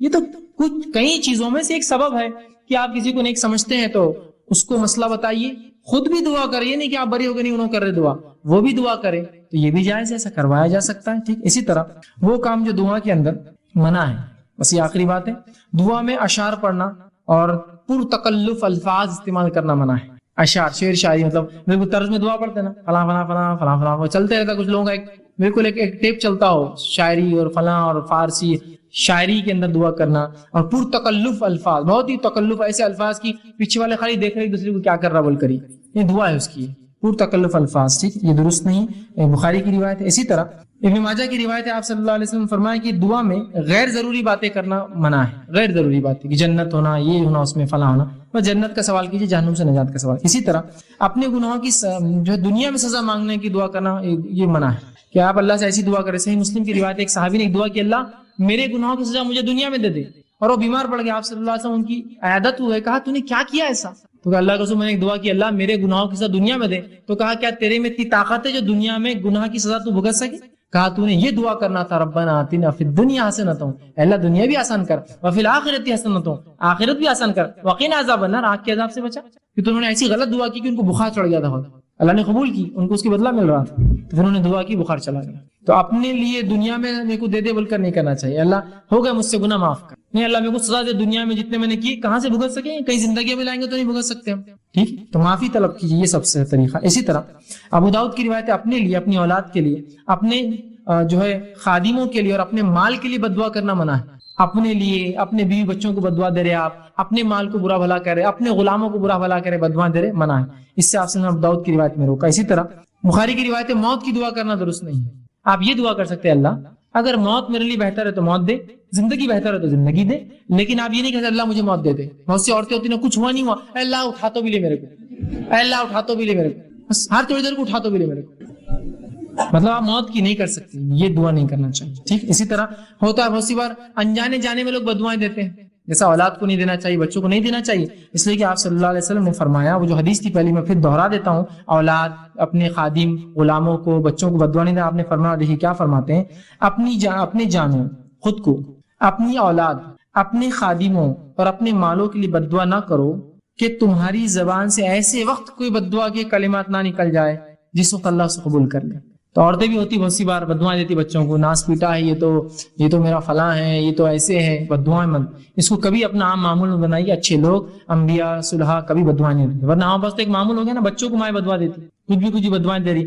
کہ تم ایسے ہو جاؤ، تنگ کر دیے، ویتاق لا دیے، میرے کو فلاں ہو جائے، تمہارا تو بیڑا غرق ہو، اللہ نے قبول کر لیا تو، اور پھر وہی معافی دعائیں کریں گے، اللہ اس کا بیڑا غرق کیوں ہو رہا ہے، پھر آپ نے تو بدوا دیے تھے. خام خواہ اچھے الفاظ برے الفاظ مت نکالیے. ٹھیک، اسی طرح موت کی دعا کرنا منع ہے، اسی طرح خطا رحمی اور گناہ کی دعا کرنا منع ہے، اور اسی طرح عجلت طلبی سے دعا کرنا آپ سے منع کیا، صحیح مسلم کی روایت. اسی طرح صحیح بخاری کی روایت، دعا مانگتے ہوئے اللہ کے ساتھ کسی نبی یا ولی یا بزرگ کے تھرو وہ کرنا کہ ان کے ذریعے ہوتا ہے، یہ شرک ہے. آپ صلی اللہ علیہ وسلم فرمایا اور کہا، بخاری کی روایت ہے، اور فرمایا جو شخص اس حالت میں مرا کہ دعا اللہ کے سوائے دوسروں کو شریک ٹھہراتا تھا، وہ جہنم میں جائیں گا. کتاب کہتے ہیں اے فلاں کے تم فلاں کر سکتے ہو، تمہارے ذریعے سے شریک کر رہے ہیں آپ اللہ کے ساتھ، مطلب یہ بھی اتنا ہولڈ رکھتے ہیں کہ اللہ کو منوا سکتے ہیں، شرک کر رہے ہیں آپ اس کا، تو یہ نہیں ہوں گی. اسی طرح حسن فرمایا غیر اللہ سے دعا مانگنا سب سے بڑی گمراہی، یاد رکھیے. اللہ کے علاوہ ہم دوسروں سے جو دعائیں کرتے ہیں یہ بہت بڑی گمراہی، یاد رکھیے. دعا مانگتے وقت جو ہے ہمیں صرف اللہ سے مانگنا چاہیے. اور جو میں نے آیت آپ کے سامنے رکھی تھی، اور قرآن میں اللہ رب العزت نے سورہ مائدہ آیت میں 46 سے فرمایا کہ غیر اللہ سے جو مدد مانگتے ہیں، دعائیں کرتے ہیں، وہ بڑا شرک ہے. اللہ نے فرمایا ومن اضل ممن يدعو من دون الله من لا يستجيب له الى يوم القيامه وهم عن دعائهم غافلون. دیکھیے کیا فرمایا اللہ، اس شخص سے زیادہ گمراہ کون ہو سکتا ہے جو اللہ کو چھوڑ کر ان کو پکارے، جو قیامت تک جواب نہیں دے سکتے، بلکہ اس سے بھی بے خبر ہے کہ ان کو اللہ کے ساتھ شریک ٹھہرایا جا رہا ہے، ان کو پکارا جا رہا ہے. آج انہیں سے مانگتے ہیں نا جو سن بھی نہیں سکتے ہماری بات، بے خبر ہے ہماری باتوں سے. کہاں کہاں جا کے مانگ رہے ہیں آپ، جو سن بھی نہیں سکتا، اس کو پتہ بھی نہیں چلے قیامت دن میرے کو شریک کر دیا تھا اس نے اللہ کے ساتھ. ٹھیک ہے، تو یہ دعا مانگنا حرام ہے. اسی طرح جو ہے اللہ رب العزت نے دعاؤں کے تعلق سے قرآن نے بڑی وہ ترغیب دلائی، اور اللہ کے علاوہ دعا مانگنا بہت سخت گناہ بتایا. 2-3 آیتیں رکھی بات ختم کرتا ہوں. اللہ رب العزت قرآن میں فرماتا ہے، اور یوں کہتا ہے اللہ رب العزت نے فرمایا یا ایھا الناس ضرب مثل فاستمعوا له، اے لوگو غور سے سنو، اے انسانوں غور سے سنو. اللہ تمہارے لیے ایک مثال دیتا ہے، ایک مثال دے رہا ہے. کیا مثال ہے سنی، ان الذين تدعون من دون الله لن يخلقون ذبابا ولو اجتمعوا له، کہ وہ لوگ جن کو تم اللہ کے علاوہ پکارتے ہو وہ ایک مکھی بھی پیدا نہیں کر سکتے. جو پیدا نہیں کر سکتا وہ سن بھی نہیں سکتے، وہ ایک مکھی بھی پیدا نہیں کر سکتے. اور مکھی پیدا کرنا تو دور، اگر مکھی ان کے سامنے سے کچھ لے کر اڑ جائے تو اس سے واپس چھیننے کی طاقت بھی نہیں رکھتے. بڑے کمزور ہے جو ایسوں سے مانگتے ہیں، اور بڑے کمزور ہے جو لوگ مانگنے والے ہیں. کتنا کمزور ہے نا. آپ کس سے مانگ رہے ہیں؟ جس کے سامنے چڑھاوے رکھے ہوئے ایک مکھی لے جائے تو اٹھا کے مار بھی نہیں سکتا ہو، آپ اس سے مانگتے ہو. جو مکھی پیدا نہ کر سکے اس سے دعائیں کرتے ہو، جبکہ وہ مکھی اڑانے کی طاقت بھی نہیں رکھتا. جو شخص وہ خود غافل ہے آپ کی ان دعاؤں سے، قیامت کرو انکار کریں گا آپ کے شرک. اللہ میں نے تھوڑی کہا تھا ان سے مجھ سے مانگو، یہ تو یہ لوگ پکڑ لیے مجھے اس کی بات. ٹھیک ہے، اسی طرح یہ جو سورہ حج کی آیت نمبر 73 اور 74 تھی. آگے اللہ رب العزت سورہ ابراہیم آیت نمبر معاف کرنا سورہ فاطر سورہ نمبر 35 آیت 14 13 اور 14 فرماتا ہے والذین تدعون من دونه ما یملکون من قطمیر. وہ لوگ جو اللہ کے علاوہ کسی اور کو پکارتے ہیں دعاؤں میں، انہوں نے تو ذرہ بھی پیدا نہیں کیا. ذرہ، قطمیر کہتے ہیں کھجور کی گٹلی کے اوپر ایک چھلکا آتا ہے پتلا، وہ بھی نہیں پیدا کیا انہوں نے تم جس سے دعا مانگتے ہو. ان تدعوہم لا یسمعوا، اور جب تم پکارتے ہو سن بھی نہیں سکتے ہو، بہرے ہو، ان کو سنے نہیں آتا ہے. دعاکم، تمہاری دعاؤں کو سنتے نہیں. ولو سمعوا ما استجابوا لکم، اور اگر سن بھی لے، کوئی زندہ ہے سن بھی لے تو تمہاری دعاؤں کو قبول نہیں کر سکتا، طاقت نہیں تھی قبول کرنے کی.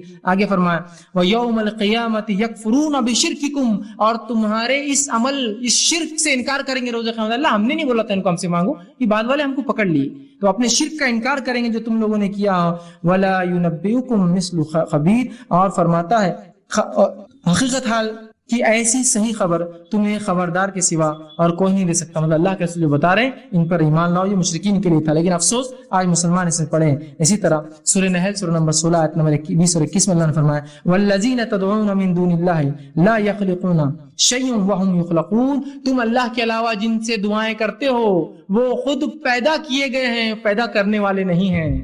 تو جو پیدا ہوتا ہے دعا سن بھی نہیں سکتا ہے. کیا فرمایا لا یخلقون شیئا، انہوں نے کچھ پیدا نہیں، وهم یخلقون، وہ خود پیدا ہوئے.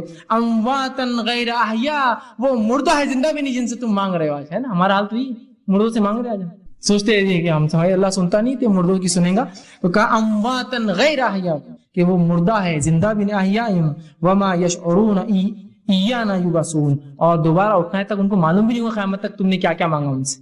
تو ہم کوشش کریں خالص اللہ سے دعائیں کریں، اللہ کے علاوہ کسی کو شریک نہ کرے دعاؤں میں. دعا عبادت ہے, مستقل عبادت ہے, اور دعا اللہ ہر کسی کی دعا سنتا ہے. حکمت مصلحت کے تحت تھوڑا آگے پیچھے ہو جائے تو ہمیں اللہ سے ناراضگی یا دین و شریعت یا دعا کرنا چھوڑنا نہیں چاہیے. دعا بڑا افضل عمل ہے. یہ مومن کا ہر مصیبت پریشانی, دنیا کی ہر تکلیف اور مسائل کے خلاف بہترین ہتھیار ہے. کوشش کے ساتھ ہمیں چاہیے کہ ہر بار اللہ سے ہم دعا کریں, خوب دعائیں کرے کہ کم از کم قبول اگر ظاہری نہ ہو تو آخرت میں باطنی اجر اس کا ضرور انشاءاللہ ملے گا. اسی پر اپنی بات ختم کرتا ہوں. اللہ رب العزت سے دعا ہے کہ اللہ سبحانہ تعالیٰ ہمیں جو ہے کہنے سننے زیادہ جو عمل کی توفیق عطا فرمائے, جو کچھ کہا سنا گیا اس پہ عمل کرنے کی توفیق دے, کتاب و سنت کی صحیح فہم صحیح سمجھ ہمیں عطا فرمائے, دعاؤں کی کثرت کرنے کی اور صحیح دعائیں مانگنے کی ہمیں توفیق دے, اور اللہ رب العزت ہماری دعاؤں کو قبول کرے. وآخر دعوانا الحمدللہ رب العالمین. سبحان ربک رب العزت عما یصفون وسلام علی المرسلین والحمدللہ رب العالمین. بسم اللہ الرحمن الرحیم. الحمدللہ رب العالمین والصلاة والسلام علی خاتم النبیین والمرسلین. رب اشرح لی صدری ویسر لی امری واحلل عقدۃ من لسانی یفقہوا قولی. اما بعد. جی السلام علیکم. میرا نام عمران آمودی ہے. میرا سوال پہلے جو صابر صاحب نے جو درج دیے اس پہ ہے کہ انہوں نے کہا کہ جو سوال جواب آمنے سامنے ہوں گے, اللہ کے روبرو کھڑے رہ کے ہوں گے, تو اس میں کوئی پردہ نہیں ہوگا. جبکہ جب میرے معلومات میں یہ تھا کہ اللہ کا دیدار صرف جنت ہی کرے گا, تو اس کے بارے میں تھوڑی بات ہے. میں نے ایک سوال کیا تھا پچھلے عنوان کے تعلق سے کہ اللہ رب العزت کا دیدار سوال آمنے سامنے ہوگا, لیکن انہوں نے کہا کہ میں نے پڑھا کہ اللہ کا دیدار تو صرف مومن کریں گے. تو دیکھیے وہ اسی معنی میں کہ دیدار صرف مومن کریں گے, لیکن ہر بار آمنے سامنے ہونے سے مراد نہیں کہ ظاہر اللہ رب العزت ان پر. بات سمجھ رہے ہیں آپ؟ جیسا مثال کے طور پر میں کسی خاتون سے بات کروں, ہم آمنے سامنے, لیکن کیا میں اس کا دیدار کر سکتا ہوں؟ اگر غیر محرم ہو تو پردے میں ہوتی ہو, حالانکہ آمنے سامنے ہے, بات چیت ہو رہی ہے, لیکن وہ پردہ جو ہے وہ آڑ بن گیا ہمارے لیے. سمجھے آپ بات کو؟ تو آمنے سامنے سے مراد اللہ رب العزت کے وہ سامنے حاضر ہوں گے, لیکن وہ اللہ کو دیکھ نہیں پائیں گے. تو ہر بار کسی چیز کے سامنے حاضر ہونے کا مراد اس کو دیکھنے میں بھی نہیں. ایسا مثال کے طور پر آپ کسی کے سامنے حاضر ہوئے, انٹرویو دیا, لیکن وہ شخص انٹرویو لینے والا آپ کے سامنے نہیں تھا, وہ آپ کو کہیں اور سے بیٹھ کر دیکھ رہا تھا. ٹھیک ہے, تو اسی معنی میں ہے کہ حاضر ہوں گے مطلب اللہ کے سامنے جائیں گے. اس کا معنی ضروری نہیں کہ اللہ کو دیکھیں گے, اور صرف مومن ہی ہوں گے جو روز قیامت اللہ رب العزت کا دیدار کریں گے. ٹھیک, بعد میں اس کا ادراک نہیں کریں گے, صرف دیدار کریں گے. جس طرح سے 14ویں کے چاند کو ہم دیکھتے ہیں, اسی طرح اللہ کے رسول صلی اللہ علیہ وسلم فرمائے کہ ہم جو اللہ رب العزت کو 14ویں کے چاند کی طرح دیکھ سکتے. ٹھیک, اسی معنی میں. السلام علیکم. فیض بھائی, میرا سوال پہلے عنوان پہ ہے کہ جس میں دعا کے تعلق سے جو انہوں نے فرمایا تھا کہ صابر محمدی جی نے کہ علم کا حاصل کرنا بہت ہی یہ ہے, اور ماشاءاللہ ہم دیکھ رہے ہیں کہ بہت سارے لوگ علم حاصل کر رہے ہیں, مگر کیا صرف علم سیکھنے کے بعد میں اس پہ عمل نہیں کیا تو اس کے کیا یہ ہوں گے؟ جیسا کہ علامہ اقبال نے فرمایا, مسجدیں بنا لی ایمان کی حرارت میں, دل اپنا پرانا پاپی کبھی نمازی نہ بن سکتا. تو اس کی ذرا وضاحت کے تعلق سے آپ پوچھنا چاہ رہے ہیں؟ جی, علم حاصل کر لیا پر اس پہ عمل نہیں کیا. میں نے ایک سوال ہے کہ پچھلے عنوان کے تعلق سے کہ انسان نے علم حاصل کیا عمل نہ کیا, تو اس تعلق سے دیکھیے اس کا معنی یہ کہ انسان, ہرگز معنی یہ نہیں ہے کہ انسان اب اس بات کو سن کے علم حاصل نہ کرے, اس لیے کہ حاصل کریں گے تو پوچھوں گی. بہت سے لوگ ایسے ہوتے ہیں. جب میں کالج میں تھا, ایک بچے کو ایک بار وہ گانا گا رہا تھا, میں نے اس سے کہا گانا گانا درست نہیں, تو اس نے کان میں ہاتھ ڈالی, کہا سنے تو عمل کرنا پڑے گا نا, میں سنا نہیں ابھی. وہ ٹھیک, ہرگز یہ معنی نہیں ہے کہ علم حاصل کرے تو عمل کرنا پڑے گا, بلکہ معنی یہ کہ علم حاصل کرو, علم حاصل کرنا ہے, اور پھر جتنا علم حاصل کریں گے اس کے مطابق عمل کرنے کی کوشش کرنا ہے. اس لیے کہ مکمل طور سے کوئی بھی انسان عمل کر نہیں پائیں گا, مکمل طور سے کوئی انسان 100% مسلمان نہیں بن سکتا. ہم مکمل اپنی زندگی کے خاتمے تک اسلام پر عمل کرنے کی کوشش ہی کرتے رہیں گے اور چلے جائیں گے دنیا سے. سمجھ رہے ہیں بات کو؟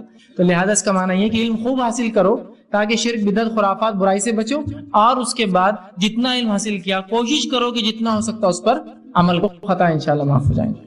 کسی نے ایک سوال کیا کہ میرا سوال یہ ہے کہ میں نے اپنی زندگی میں کچھ ایسے مسئلے تھے جس کی بنا پر زنا کیا, لیکن میں ابھی وہ چیز کرنے کے بعد بہت زیادہ پریشان ہوں, اور اللہ تعالیٰ سے دعا جو ہے کرتا ہوں وہ مجھے معاف کر دے. کیا ایسی دعا قبول ہوگی؟ سب سے پہلی چیز تو دیکھیے, اگر کسی بھی شخص نے کتنا بھی بڑا جرم کیا ہو زندگی میں, کتنا بھی بڑا جرم, کتنا بھی بڑا گناہ, حتیٰ کہ رب کے ساتھ شرک بھی کیا ہو, اگر سچے دل سے دو معافی مانگے گا انشاءاللہ اس کی توبہ اللہ قبول کرے گا. میرا باپ چونکہ آج عنوان توبہ نہیں, استغفار اور توبہ, لیکن کوئی بھی گناہ کتنا ہی سنگین کیوں نہ ہو، چاہے اس نے زنا کیا ہو، انشاءاللہ اللہ معاف کریں گے. لیکن میں ہرگز دعوت نہیں دے رہا ہوں کہ آپ گناہ کیجیے، اللہ معاف کرنے والا ہے. اس بات کو بالکل واضح ہو آپ کے ذہن میں. گناہ اگر کسی سے ہو گیا، ایسا وہ کہہ رہے کہ مجبوری میں کسی سے گناہ و زنا والا عمل، تو یاد رکھیے. لیکن اب زندگی میں اگر اس نے سچی توبہ کیے تو اللہ رب العزت سچی توبہ کو بڑا پسند کرتا ہے، اور اتنا پسند کرتا ہے، سچی توبہ کو اتنا پسند کرتا ہے کہ صحیح مسلم کی روایت کے صحیح حدیث مسلم کی روایت کے مطابق آپ صلی اللہ علیہ وسلم فرماتے ہیں ایک شخص جو ہے ریگستان میں ہے اور اس کا اگر اونٹ گم جائے ساز و سامان کے ساتھ تو وہ اس شخص کتنا پریشان ہوگا، اور اگر اس کے بعد اس کا اونٹ مل جائے تو وہ کتنا خوش ہوگا. اللہ سبحانہ تعالیٰ اس سے بھی زیادہ خوش ہوتا ہے جب اس کا بندہ گناہ سے توبہ کرتا ہے. لیکن ہرگز اس کا مطلب نہیں ہے کہ آپ گناہ کیجئے. اگر ایسے کوئی گناہ آپ سے زندگی میں کبھی بھی ہوں گے، اللہ سے آپ سچے دل سے اگر توبہ کریں گے تو انشاءاللہ العزیز اللہ سبحانہ تعالیٰ معاف کریں گا. توبہ کی شرائط 3 ہیں. ایک، سب سے پہلے دل میں نادم ہو. دوسرا، اللہ سے توبہ کرے.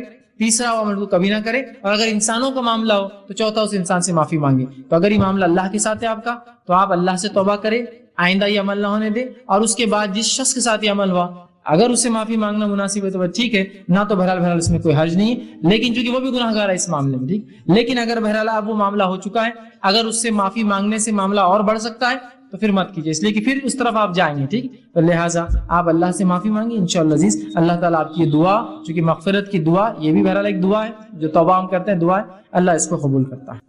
کسی نے ایک سوال کیا، مجھے ایک میسج آیا تھا، اس میں ایک دعا تھی اور لکھا تھا کہ یہ دعا 10 لوگوں کو بھیجو تو آپ کی مصیبت دور ہو جائیں گی، 6 لوگوں کو بھیجو تو دعا قبول ہوگی. کیا یہ صحیح ہے؟ اور آخر میں لکھے تھے کہ اللہ پر بھروسہ ہو تو ضرور بھیجنا. ایسے وقت میں کیا کریں؟ لوگوں کو میسج بھیجے یا نہیں؟ کسی نے اچھا سوال کیا. دعاؤں کے تعلق سے غلط فہمی یہ ہوتی ہے چونکہ لوگوں سے کروائے، کوئی بھائی اپنے لیے کرے تو قبول ہوتی ہے، تو لوگ کیا کرتے ہیں کاغذوں پر دعا یا کچھ لکھ دیتے ہیں اور بولتے ہیں اب اس کو 10 لوگوں میں بانٹو، 10 لوگوں تک پہنچاؤ، اگر ایمان والے ہو تو ضرور پہنچانا. بہت سے میسج مجھے بھی آتے ہیں اگر ایمان سچا ہے تو سب مسلمانوں کو بھیجو. میں نے کہا اتنے کروڑوں مسلمان ہیں، میں کہاں سے بھیج سکتا اکیلا آدمی؟ سب کو بھیجو. ایمان ہے تو شرط بھی لگا دی انہوں نے، طے کر لیا. نہیں ہے تو مطلب نہیں بھیجے، مطلب ایمان نہیں. پھر اس پہ 10 لوگوں کو بھیجو تو دعا پوری ہو جائیں گی، 6 لوگوں کو بھیجو تو فلاں ہو جائیں گا. یہ تو ٹھیک تھا. اب اس میں یہ بھی لکھا ہوا تھا اگر نہیں بھیجے تو ایک آدمی مر گیا، ایک کا بچہ مر گیا، ایک کی نوکری چلے گئی، اور ایک نے کر دیا تو اس کی لاٹری لگ گئی، اس کا فلاں ہو گیا. دیکھیے یہ سب فالتو باتیں ہیں، اس کی شریعت میں کوئی حیثیت نہیں. اپنی دعا آپ کیجیے. ایسے کوئی میسج بھیجنے سے یا لکھ کر دینے سے یہ ہو سکتا ہے میسج موبائل کمپنیاں اور کسی زمانے میں زیروکس کمپنیوں کا چال ہوں گی کہ بھائی زیروکس لوگ زیادہ بانٹے، میسج کرے تو بھیج دیا ایک میسج لا الہ الا اللہ بھیجو، کتنے لوگوں کو دو کتنا ثواب ملیں گے. بھیجتے لوگ لا الہ الا اللہ، اس کو میسج کرتے لوگ کتنا ثواب ملیں گے. یہ کون سا طریقہ ہے ثواب حاصل کرنے کو سمجھ میں نہیں آ رہا. ایسا تو راستے پہ کھڑے ہو جاؤ، ناکہ بندی کر دو، چلو لا الہ الا اللہ، نکلو باہر، لا الہ الا اللہ نکلو. کتنا ثواب مل رہا، کتنا ثواب ملیں گے. ہر دن اپنے محلوں کو روک دو، ہر مسلمان آنے کو لا الہ پڑھو، آگے جاؤ لا الہ پڑھو، کتنا ثواب ملیں گے. کوئی لاجک ہے اس کے پیچھے؟ مطلب کوئی سمجھ میں نہیں آ رہا یہ چیز کیا ہے. تو بہرحال یہ بے بنیاد چیزیں ہوتی ہے، اس کی کوئی حقیقت نہیں ہے، نہ ہی اس کو فارورڈ کرے. اور بچہ مر گیا، یہ سب فالتو بات ہے، صرف آپ کو ڈرایا جا رہا ہے. اور لگا بھی تو کیا لگتا ہے، سب کی لاٹریاں لگتی ہے، حرام چیزیں لگتی ہے. ایک نے کیا اس کی لاکھ کی لاٹری حرام چیزیں لگی بھی تو حلال نہیں ملا اسے کچھ. ٹھیک ہے. تو بہرحال یہ بے بنیاد ہے. ایسے چیزوں کو لے کر آپ کہے آپ بہت ایمان والے بولنا، آپ کے پاس ہی رکھیے، اتنا ایمان ہمارا نہیں بولنا، آپ ہی بانٹ دیجیے. کہ تو لکھا ہوا میں نے بھی دیکھا ہے، اللہ پہ بھروسہ ہے تو ضرور بھیجنا، مسلمان ہے تو ضرور بھیجنا، نبی سے محبت ہے تو ضرور بھیجنا، عاشق رسول ہے تو ضرور بھیجنا. یہ شرائط کا ہی کی اور کیوں میں آپ کے سامنے اظہار کروں میری محبت کا؟ کوئی ضروری ہے آپ کے سامنے بتانا میں کتنا اپنے نبی سے محبت کرتا ہوں؟ ٹھیک ہے. تو بہرحال یہ بے بنیاد چیزیں ہوتی ہے، اس کو آپ ذہن سے چھوڑیں اور ایسے میسج کو ڈیلیٹ کر دیں، اس کا کوئی حقیقت نہیں ہوتی، یاد رکھیے. جی السلام علیکم. فیض بھائی آج کل جو ہے تو ایک عام بات ہو گئی ہے کہ ایک دوسرے سے جب ملاقات کرتے ہیں جاتے وقت کہتے ہیں کہ دعا میں یاد رکھنا، اس طرح کہنا درست ہے؟ میں نے سوال کیا کہ اکثر لوگ جب ملتے ہیں تو ایک دوسرے سے کہتے ہیں دعا میں یاد رکھنا، تو کیا درست ہے؟ تو دیکھیے یہ بھی ایک سنت طریقہ ہے کہ کسی کو آپ ملے یا کوئی حج کو جا رہا، عمرے کو جا رہا، یا کوئی عام آدمی ملے تو آپ یہ کہہ سکتے ہیں کہ مجھے دعا میں یاد رکھنا. اس میں انشاءاللہ کوئی حرج نہیں کہ کوئی انسان کسی دوسرے شخص کو یہ کہے کہ مجھے دعا میں یاد رکھو. جیسے کہ آپ صلی اللہ علیہ وسلم نے فرمایا عمر ابن خطاب رضی اللہ عنہ سے، اور وہ حدیث کے راوی وہ کہتے ہیں کہ آپ صلی اللہ علیہ وسلم نے فرمایا کہ اللہ کے بندوں میں ایک بندہ ہے جو قرن قبیلے کا ہے، صحیح بخاری کی روایت ہے. اگر وہ اللہ کے نام پہ وہ خصم اٹھا لے تو اللہ اس کی خصم پوری کر دیتا ہے، اس کی بات سن لیتا ہے. اگر تمہیں ملے تو ضرور اسے دعا کروانا. جسے پتا چلا آپ لوگوں سے دعائیں کروا سکتے ہیں. ٹھیک ہے. اگر تمہیں دعا کرانا, عمر بن خطاب رضی اللہ عنہ کے دور میں وہ آئے جن کا نام اویس تھا, خرن قبیلے کا, اویس خرنی, بہرحال ان کے بارے میں بہت سی غلط فلط ایسی ویسی باتیں ہیں, حقیقت یہ بس اتنا ہی واقعہ آتا صحیح بخاری میں ان کے تعلق سے. تو جب وہ ملے آپ عمر بن خطاب رضی اللہ عنہ کو, تو آپ نے ان سے ملے اور کہا کہ مجھے دعا میں یاد رکھنا, اس لیے کہ آپ صلی اللہ علیہ وسلم آپ کے بارے میں یہ کہا تھا. ٹھیک ہے بات سمجھ. تو آپ اس معاملے سے یا بہت سی اور بھی روایت میں جہاں آپ نے خود دوسرے صحابہ سے کہا, تو اس سے ہم سمجھ سکتے ہیں کہ آپ کسی نیک متقی آدمی کو ملے تو کہہ سکتے دعا میں یاد رکھو انشاءاللہ, اس میں کوئی برائی نہیں ہے اور کوئی قباحت والا معاملہ نہیں. اس نے ایک سوال کیا, دعا ختم ہونے کے بعد بہت سارے لوگ کہتے ہیں کہ میرے نبی کے صدقے سے اس کی دعا کو قبول کر, کیا یہ کہنا درست ہے یا غلط؟ آپ صلی اللہ علیہ وسلم کا وسیلہ مانگنا چاہیے یا نہیں, مانگنا ہے یا نہیں؟ بڑا اچھا سوال کیا جس نے بھی کیا. پہلی چیز تو یہ, بہت سے لوگ اپنی دعا کے خاتمے میں اللہ, اے اللہ اس دعا کو نبی کے صدقے, وسیلے, طفیل, واسطے اور پتہ نہیں کیا کیا اس کے الفاظ ہوتے ہیں اس سے قبول کر. تو کیا یہ درست ہے؟ تو یاد رکھیے, جب تک نبی اکرم صلی اللہ علیہ وسلم حیات تھے, زندہ تھے دنیا میں, تب تک آپ کے وسیلے سے دعا کرنا درست تھا, اور وہ بھی ان 4 شرائطوں کے ساتھ, زندہ ہو, متقی ہو, تو ظاہر سی بات اللہ کے رسول ہے تو نبی ہے تو متقی کا مسئلہ نہیں, زندہ ہونا شرط ہے. اس کے بعد وہ بھی دعا کرے اور آپ بھی دعا کرو. حدیث میں الفاظ ہے, صحیح مسلم کی روایت ہے, آپ صلی اللہ علیہ وسلم کا ایک صحابی آئے, کہا اللہ کے رسول میں نابینا ہوں, آپ دعا کیجئے میرے بینائی کے لیے. آپ صلی اللہ علیہ وسلم فرمایا اگر تو اس برداشت کرے, صبر کرے تو بہتر ہے. کہا نہیں, دعا کیجئے. آپ نے کہا ٹھیک ہے, گھر جا 2 رکعت نماز پڑھ, نماز کا یہ دعا کر کہ اللہ میں تیرے نبی کے وسیلے سے تجھ سے دعا کرتا ہوں کہ میری بینائی واپس دے. اور آپ صلی اللہ علیہ وسلم نے بھی دعا کی, انہوں نے گھر جا کے دعا کی تو ان کی بینائی واپس لوٹ آئی. لیکن اس حدیث میں جو باتیں بھی کیا ہے, آپ صلی اللہ علیہ وسلم کو مسئلہ معلوم تھا, آپ نے بھی دعا کی اور اس شخص نے بھی دعا کی. یا یہ تھوڑی ہے کہ بس آپ نے نبی صلی اللہ علیہ وسلم کے وسیلے سے دعا, نبی صلی اللہ علیہ وسلم کو معلوم ہے کہ ہم ان کے وسیلے سے دعا کر رہے ہیں, ابھی ایک شرط پوری نہیں ہو رہی, یاد رکھیے. دوسرا آپ حیات بھی نہیں تو وہ شرط بھی پوری نہیں ہو رہی, نہ آپ کو پتا ہے نہ آپ حیات ہے, اور ظاہر سی بات اللہ کے علاوہ کوئی عالم الغیب نہیں ہے جو سن سکے. ٹھیک ہے بات سمجھے. تو لہٰذا اپنی دعاؤں کے آخر میں یہ کہنا کہ نبی کے وسیلے سے, آپ صلی اللہ علیہ وسلم جب تک حیات تھے صحابہ نے آپ کے وسیلے سے دعا کی, کروائی بھی, لیکن آپ کی وفات کے بعد کا ایک واقعہ سناتا ہوں. عمر ابن خطاب رضی اللہ عنہ کے دور میں قحط سالی ہوئی. اس کے اندر ہوا یوں کہ آپ صلی اللہ علیہ وسلم تو حیات نہیں تھے, قحط سالی, سوکھا پڑا. تو عباس رضی اللہ عنہ کو بلایا گیا, وہ آئے. عمر ابن خطاب نماز استسقاء کا اعلان کیا, لوگ باہر گئے, نماز ہوئی. نماز کے بعد عمر ابن خطاب نے سنی کیا الفاظ کہے. عباس رضی اللہ عنہ کو کھڑا کیا اور کہا, اے اللہ, جب تیرا نبی ہم میں زندہ تھا ہم اس کے وسیلے سے بارش کے لیے تجھ سے دعا کرتے تو خوب بارش برساتا. آج تیرا نبی ہم میں موجود نہیں ہے, لہٰذا میں اس کے چچا عباس کے وسیلے سے تجھ سے دعا کرتا ہوں, ہماری دعا کو قبول کر. اور خوب بارش ہوئی. پتہ کیا چلا اس سے, نبی حیات تھے تو ان کے وسیلے سے دعا ہو رہی تھی, جانے کے بعد کس کے وسیلے سے ہوئی, جو زندہ متقی انسان تھے, عباس ان کے چچا. تو اب ہمارا یہ کہنا نبی کے وسیلے اور واسطے سے اب درست ہوگا کہ بتائیے. عمر ابن خطاب نے آپ کی وفات کے بعد نہیں کیا تو ہم 14 سال بعد کر سکتے ہیں کہ بتائیے. صحابہ میں سے کسی نے بھی رسول کی وفات کے بعد, میں پھر کہہ رہا ہوں آپ کی زندگی میں بہت سے وسیلے لیے, انتقال کے بعد کبھی یہ کہا ہو کہ رسول کے وسیلے سے, واسطے سے, طفیل سے, صدقے طفیل سے, پتہ نہیں یہ کیا لفظ ہے, تو مانگتے ہیں, یہ درست نہیں. اس لیے میں نے پہلے کہا اپنی دعا آپ مانگیے, اللہ رب العزت سب کی دعائیں سنتا ہے, یاد رکھیے. اور کسی کے واسطے کہ اللہ کو ضرورت نہیں ہے. اس آیت میں سورہ بقرہ کہ اللہ نے خل کا لفظ بھی نکال دیا, نبی کو اتنا بھی نہیں دیا, کہا سیدھے سنتا ہوں میں تمہاری. خل بھی نہیں کہا کہہ دو ان سے کہ میں دعائیں سنتا ہوں, سیدھا کہا یہ مجھ سے تم سے پوچھتے دعا, مجھ سے پوچھتے میرے بارے میں تو کہہ دو میں ان سے قریب ہوں, اور جس کی دعا جو مانگتا ہے میں اس کی دعا سنتا ہوں. یہ نہیں کہا کہ تم کہہ دو, ہاں لفظ ہی نہیں خل کا, جبکہ دوسری جگہ ملیں گے آپ کے لفظ. سمجھ رہے آپ بات کو. تو لہٰذا آپ سیدھے اللہ سے مانگتے ہیں, اللہ سیدھے دے سکتا ہے. جو صدقے یا طفیل سے یا وسیلہ جو بھی آپ کا مانگا گیا وہ آپ سے ان کی حیات اور زندگی میں تھا, اس کے بعد کبھی کسی صحابی نے یا تابعین سے یہ عمل ثابت نہیں. یاد رکھے. دوسرا انہوں نے کہا کہ آپ صلی اللہ علیہ وسلم کا وسیلہ مانگنا کیسا ہے, تو اب وسیلہ نہیں مانگا جا سکتا, تب حیات تھے جب مانگا جا سکتا ہے, تو پھر آج کیا کرے. تو کوئی متقی نیک پرہیزگار شخص ہو, وہ بھی آپ کے لیے دعا کرے, آپ بھی اس کے لیے دعا کرے, تو بھرا انشاءاللہ یہ وسیلہ آپ لے سکتے ہیں. لیکن اب یہ کہنا نبی کے وسیلے سے درست نہیں, اس لیے کہ صحابہ نے کبھی آپ سے ان کی وفات کے بعد, انتقال کے بعد آپ کا وسیلہ نہیں مانگا. السلام علیکم. فیض بھائی, میرا پہلا سوال یہ ہے, آپ نے جیسے بتایا نماز میں دعا کر سکتے ہیں, فرائض میں یا انفرادی طور پر جب نماز پڑھتے ہیں, سجود میں, رکوع میں, قیام میں, تو اس میں یعنی کہ ہاتھ اٹھانا چاہیے یا نہیں. دوسرا سوال میرا یہ ہے کہ سلام جو دعا ہے, تو کچھ پرنٹ آؤٹس میں نے دیکھی ہے مسجد میں لگائے جاتے ہیں, السلام علیکم اور السلام علیکم, یعنی کہ بتایا جاتا ہے ٹرانسلیشن اگر غلط کیا جاتا ہے تو وہ بد دعا ہو جاتی ہے. تو عام طور پر سلام علیکم جو ہے تو وہی کہا جاتا ہے. اور اگر ہم لانگ ڈسٹینس پہ ہے, کسی سے اگر سلام کرنا ہے, بائکس وغیرہ پر ہے, تو اشارے سے یعنی سر کے اشارے سے, ہاتھ سے سلام کیا جاتا ہے, تو وہ درست ہے یا نہیں؟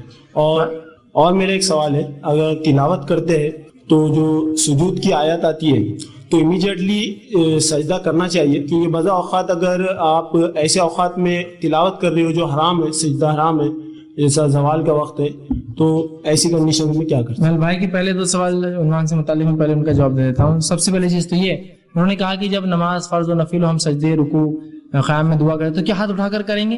تو یاد رکھیں آپ ہاتھ اٹھا کر دعا نہیں کریں گے, سوائے اس کے کہ جب آپ قیام میں دعا کر رہے ہو یا رکوع سے اٹھنے کے بعد کر رہے ہو. ان دو صورتوں میں آپ ہاتھ اٹھا سکتے ہیں, لیکن اس کے علاوہ سجدے میں نہیں. اس کے علاوہ بہت سے لوگ سجدے میں ہاتھ اٹھانا بولتے ہیں, سجدے میں کرتے ہیں تو الٹے ہاتھ رکھتے ہیں آسمان کی طرف. ہاں سجدہ ایسا ہوتا ہی نہیں, سجدہ ایسے ہی ہوگا, ٹھیک ہے. تو سجدے میں نہیں, قاعدے میں نہیں.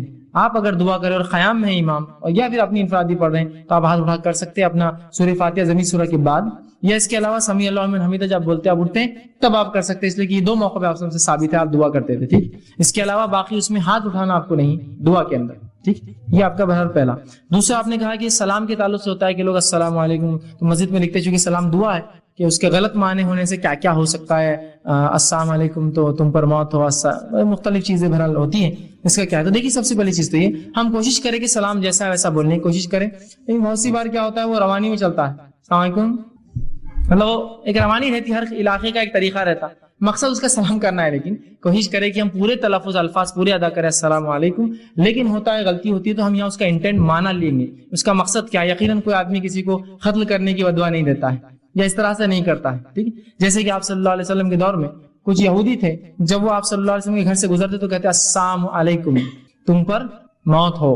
تو میں عائشہ رضی اللہ عنہا تھوڑی سی جذباتی تھی, عمر میں بھی کم تھی, ایک مرتبہ جب کہا تو اٹھی اور کہا وعلیک السلام, تجھ پر بھی موت ہو. آپ نے کہا عائشہ ایسا جواب نہ دو, وہ بد اخلاق ہے تو کیا ہوا, تم بد اخلاقی مت کرو, ان سے جانے دو, ٹھیک ہے.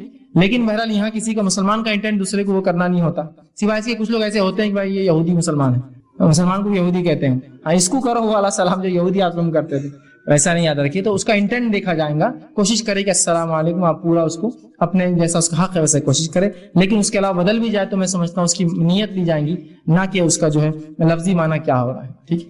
جی السلام علیکم, میرا سوال ہے یوم عرفہ کے دن جو لوگ روزہ رکھتے ہیں وہ کہاں تک صحیح؟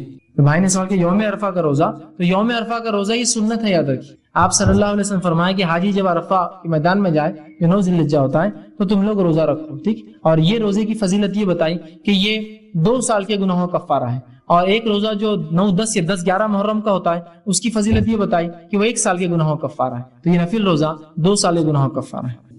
کسی نے ایک سوال کیا کہ کیا قرآن پڑھنے کے بعد دعا کر سکتے ہیں؟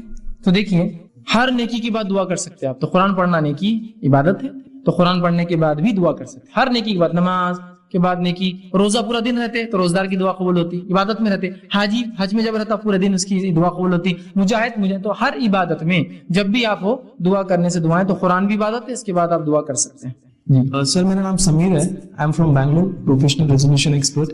میرا ایک سمپل سا کوشچن ہے سر کہ جو انسان شرک پہ مر گیا, مسلمان تھا بٹ شرک پہ مر گیا, تو اس کے حق میں ہم دعا کر سکتے ہیں؟ First question. اینڈ دوسرا کوشچن میرا یہ ہے سر کہ رمضان مہینے میں افیکٹولی اور مطلب بڑی تعداد میں خاص کر کے عورتیں جو قرآن بخشتے ہیں, I know it's wrong actually but people doesn't understand, تو اس کے بارے میں وضاحت کرنا چاہتا ہوں کہ ثواب جاتا ہے ان کو, اس کے بارے میں. پہلا آپ کا سوال کیا تھا؟ سر میرا سوال تھا کہ جو لوگ کوئی بندہ مسلمان تھا بٹ شرک پہ مر گیا, تعویذ. پہلا سوال یہ کہ ایک شخص جو مسلمان تھا اور وہ شرک پر مر جائے تو کیا اس کے لیے دعا کر سکتے ہیں؟ ٹھیک, مسلمان تھا وہ لیکن شرک کرتا تھا, مختلف اللہ سے دعائیں مانگنا ہے جو بھی کرتا تھا. تو پہلی چیز, اگر ایسا مسلمان جس کے بارے میں آپ کو یقین ہو کہ وہ شرک پر مرا, یقین ہو, تو اس کے لیے پھر دعائیں مغفرت نہیں ہو سکتی. اس لیے کہ اللہ رب العزت نے کہا کہ ایک مومن مسلمان جو مومن کو زیبا نہیں ہے کہ جو مشرکین کے لیے دعا کرے. آپ صلی اللہ علیہ وسلم نے جنازے کی نماز جو ہے عبداللہ جو ہے بن سلیم کی جو ہے منافق کا سردار پڑھائی, اللہ نے کہا ایک مومن کو جائز نہیں. دوسرا جو ہے ابراہیم علیہ السلام کا جو واقعہ جو صحیح بخاری میں آتا ہے, اس میں ہے کہ ابراہیم علیہ السلام نے ایک دعا جو ہر نبی کو دی جاتی ہے, ابراہیم علیہ السلام نے وہ دعا استعمال نہیں کی. ابھی قیامت کے دن آپ سے فرماتے دعا استعمال کریں گے, کہیں گے اللہ تو دنیا میں ہر نبی کی ایک دعا سنتا ہے, میری ایک دعا دنیا میں باقی تھی. تو اب سن لے کہ میرے والد کو جو ہے جہنم میں نہ ڈال، مجھے رسوا مت کر لوگوں کے سامنے. تو اللہ کہیں گے ابراہیم کیا تجھے نہیں معلوم میں نے جنت مشرکین پہ حرام کر رکھی ہے؟ تو ابراہیم علیہ السلام کو رسوا نہ ہو بول کر اللہ ان کے والد کی شکل بدل دیں گا اور ان کو بچھو بنا دیں گا تاکہ لوگوں کو محسوس نہ ان کے والد گئے. اتنا تسکین دیں گا لیکن نجات نہیں ہے، اٹھا کر ان کے والد جہنم میں بچھو کی شکل میں ڈال دی جائیں گے. تو شرک پر اگر مر گیا ہو یقینی آپ کو معلوم ہے تو الگ بات ہے. اور اگر ایک مسلمان تھا، آپ کو پتا ہے بوڑھا رہا، زندگی میں شرک کرتا تھا، مرتے وقت لیکن آپ کو حالات نہیں پتا ہے، ہو سکتا ہے ایک دن پہلے توبہ کی ہوں گی، 2 دن پہلے کی ہوں گی، تو اس معاملے میں مغفرت کی دعا کرتے رہیے. لیکن جس پہ یقین ہے 100% کہ یہ شرک پر مرا اور مرتے وقت بھی اللہ کو چھوڑ کر دوسروں کو یا بول کر چلاتا رہا، تو بہرحال پھر اس معاملے میں اس آدمی کی آپ وہ نہیں کریں گے. دوسرا سوال یہ تھا کہ جو رمضان میں عورتیں قرآن پڑھ کر بخشتی ہے تو کیا یہ قرآن بخشا جاتا ہے؟ تو یاد رکھیں قرآن ایک ایسی عبادت ہے جس کو انسان کو اپنی زندگی میں ذاتی طور سے کرنا ہوگا، یہ بخشا نہیں جاتا ہے، ایصال اور ٹرانسفر نہیں کیا جا سکتا. حالانکہ کچھ بدنی عبادتیں ٹرانسفریبل ہے، لیکن یہ بدنی عبادت ٹرانسفر، جیسا میری نماز آپ پڑھ سکتے مرنے کے بعد یا میری اولاد پڑھ سکتی نہیں، تو قرآن بھی اس میں سے. ہاں جو ٹرانسفریبل عبادت ہے وہ کیا ہے؟ آپ حج کر سکتے ہیں، ان کا عمرہ کر سکتے ہیں، یا پھر ان کے نظر کے روزے بچے تو رکھ سکتے ہیں، لیکن اس کے علاوہ قرآن پڑھ کر بھیجنا یا نماز پڑھ کر بھیجنا یا وہ سب چیزیں بہرحال ایصال نہیں ہوتی.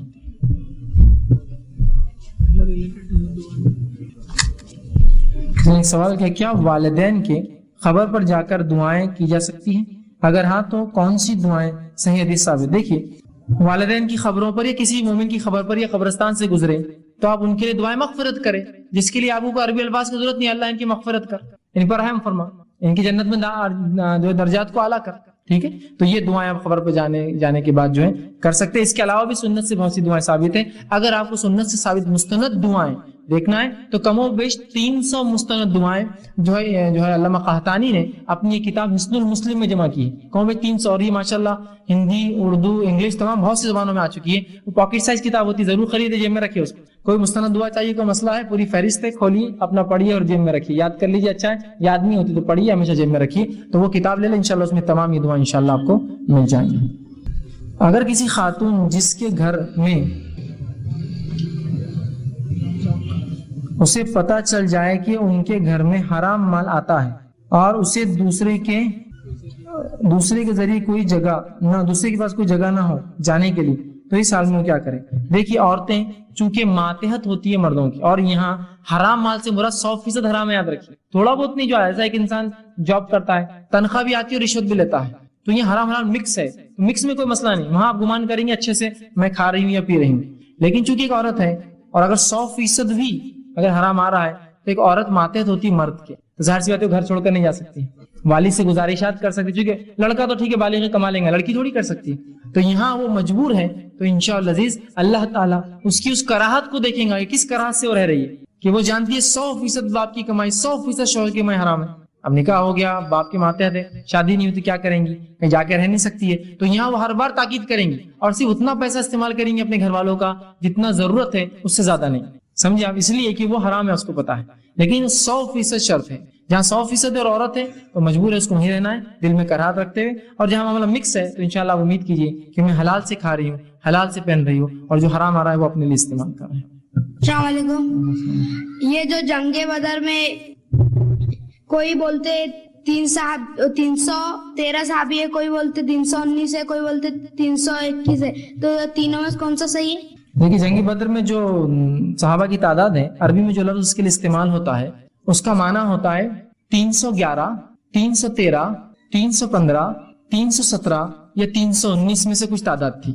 اس کے لیے 313 کا لفظ نہیں عربی میں. عربی میں جو لفظ استعمال ہوا ہے وہ ہوتا ہے کہ 310 سے اوپر اور 320 سے نیچے کی تعداد تھی وہ صحابہ کی. تو وہ 11 ہو سکتی ہے، 313 ہو سکتی ہے، 315 ہو سکتی ہے، 317 ہو سکتی ہے، 319 ہو سکتی ہے، 300. ٹھیک ہے. تو عمر ابن خطاب کی جو حدیث ہے اس میں انہوں نے کہا 319 تھے ہم، کچھ صحابہ نے کہا 313 تھے، کچھ نے کہا 317 تھے. مطلب وہ تعداد کم و بیش 9 لوگوں کے یا 7 لوگوں کے ڈیفرنس سے یا 6 لوگوں کے ڈیفرنس سے تھی کہ 313 سے 319 کے بیچ میں وہ تعداد تھی. کسی نے کہا آگے سوال کیا کیا ہم نامحرم سے نامحرم کے لیے دعا کر سکتے ہیں؟ تو یاد رکھیے انسان کسی بھی انسان کے لیے دعا کر سکتا ہے، کوئی محرم ہو, جیسے مثال تو کوئی دعا کرے اللہ امت مسلمہ کی خواتین کے ساتھ اچھا معاملہ کر, ان کے ساتھ اچھے رشتے, ہوتا ہے نا پریشانی بچیوں کے ساتھ اچھا, کوئی مسئلہ وہ نامحرم ہے لیکن دعا کر سکتے ہیں, ٹھیک ہے, تو کوئی انسان نام ہے. لیکن اگر آپ کا خاص سوال ہے کہ یہ خاص نامحرم, کیا اس کے لیے میں دعا کر سکتا ہوں؟ بہت سے نوجوان ہوتے ہیں بس ان کی دعائیں کیا ہوتی ہے, کالج اسکول سے نکل گئے, کالج میں چلے گئے تو ایک خاص کوئی لڑکی ان کو پسند آتی ہے اس کے لیے پوری دعائیں, اور لڑکی کو لڑکا پسند اس کے لیے خاص دعائیں. ایسا نہیں کرنا چاہیے. اس لیے کہ آپ اپنی دعاؤں کو کیوں کبھی کبھار بد دعا کی شکل میں کر رہے ہیں؟ آپ کو نہیں پتا, آپ خیر کی دعا کیجیے, اور اللہ نے ویسے حالات لائے کہ آپ کے نکاح کے لیے گھر والے تیار ہے, تب آپ ڈھونڈ سکتے ہیں لڑکیاں. آپ پہلے سے طے کر کے رکھیں گے کیا ہوں گا تو نہیں چلیں گے, جبکہ آپ کے گھر والے بھی راضی نہیں اس عمل کے لیے. تو بہرحال عام اعتبار سے کوئی بھی شخص کسی کے لیے بھی دعائیں کر سکتا ہے خیر کی. بس انشاءاللہ یہ ہم آخری سوال لیں گے. لیکن السلام علیکم, میرا سوال ہے نماز استخارہ کا کیا طریقہ ہے؟ نماز استسقاء, بارش کی نماز. پہلے سوال کہ بارش کی نماز کا کیا طریقہ ہے, تو دیکھیے یہ بارش کی نماز دعا ہے در حقیقت. آپ گھر سے نکلیں گے اور کسی کھلے میدان علاقے اس میں جائیں گے, اس کے بعد کوئی اقامت کوئی اس میں وہ نہیں ہوگی, امام کھڑا ہوں گا, 2 رکعت نماز پڑھائیں گا, نماز پڑھانے کے بعد وہ الٹے ہاتھ رکھ کے دعا کریں گا, ٹھیک ہے. اگر چادر اوڑھ کے گیا تو چادر کا رخ بدلیں گا, آپ سے چادر بدلیں گا تو الٹی کو سیدھی سیدھی الٹی آپ نے کیا, مطلب اللہ حالت بدلے, ہمارے ہاتھ کو الٹا کرتے اور دعا کرتے, لوگ آمین کہتے. یہ نماز استسقاء کا طریقہ.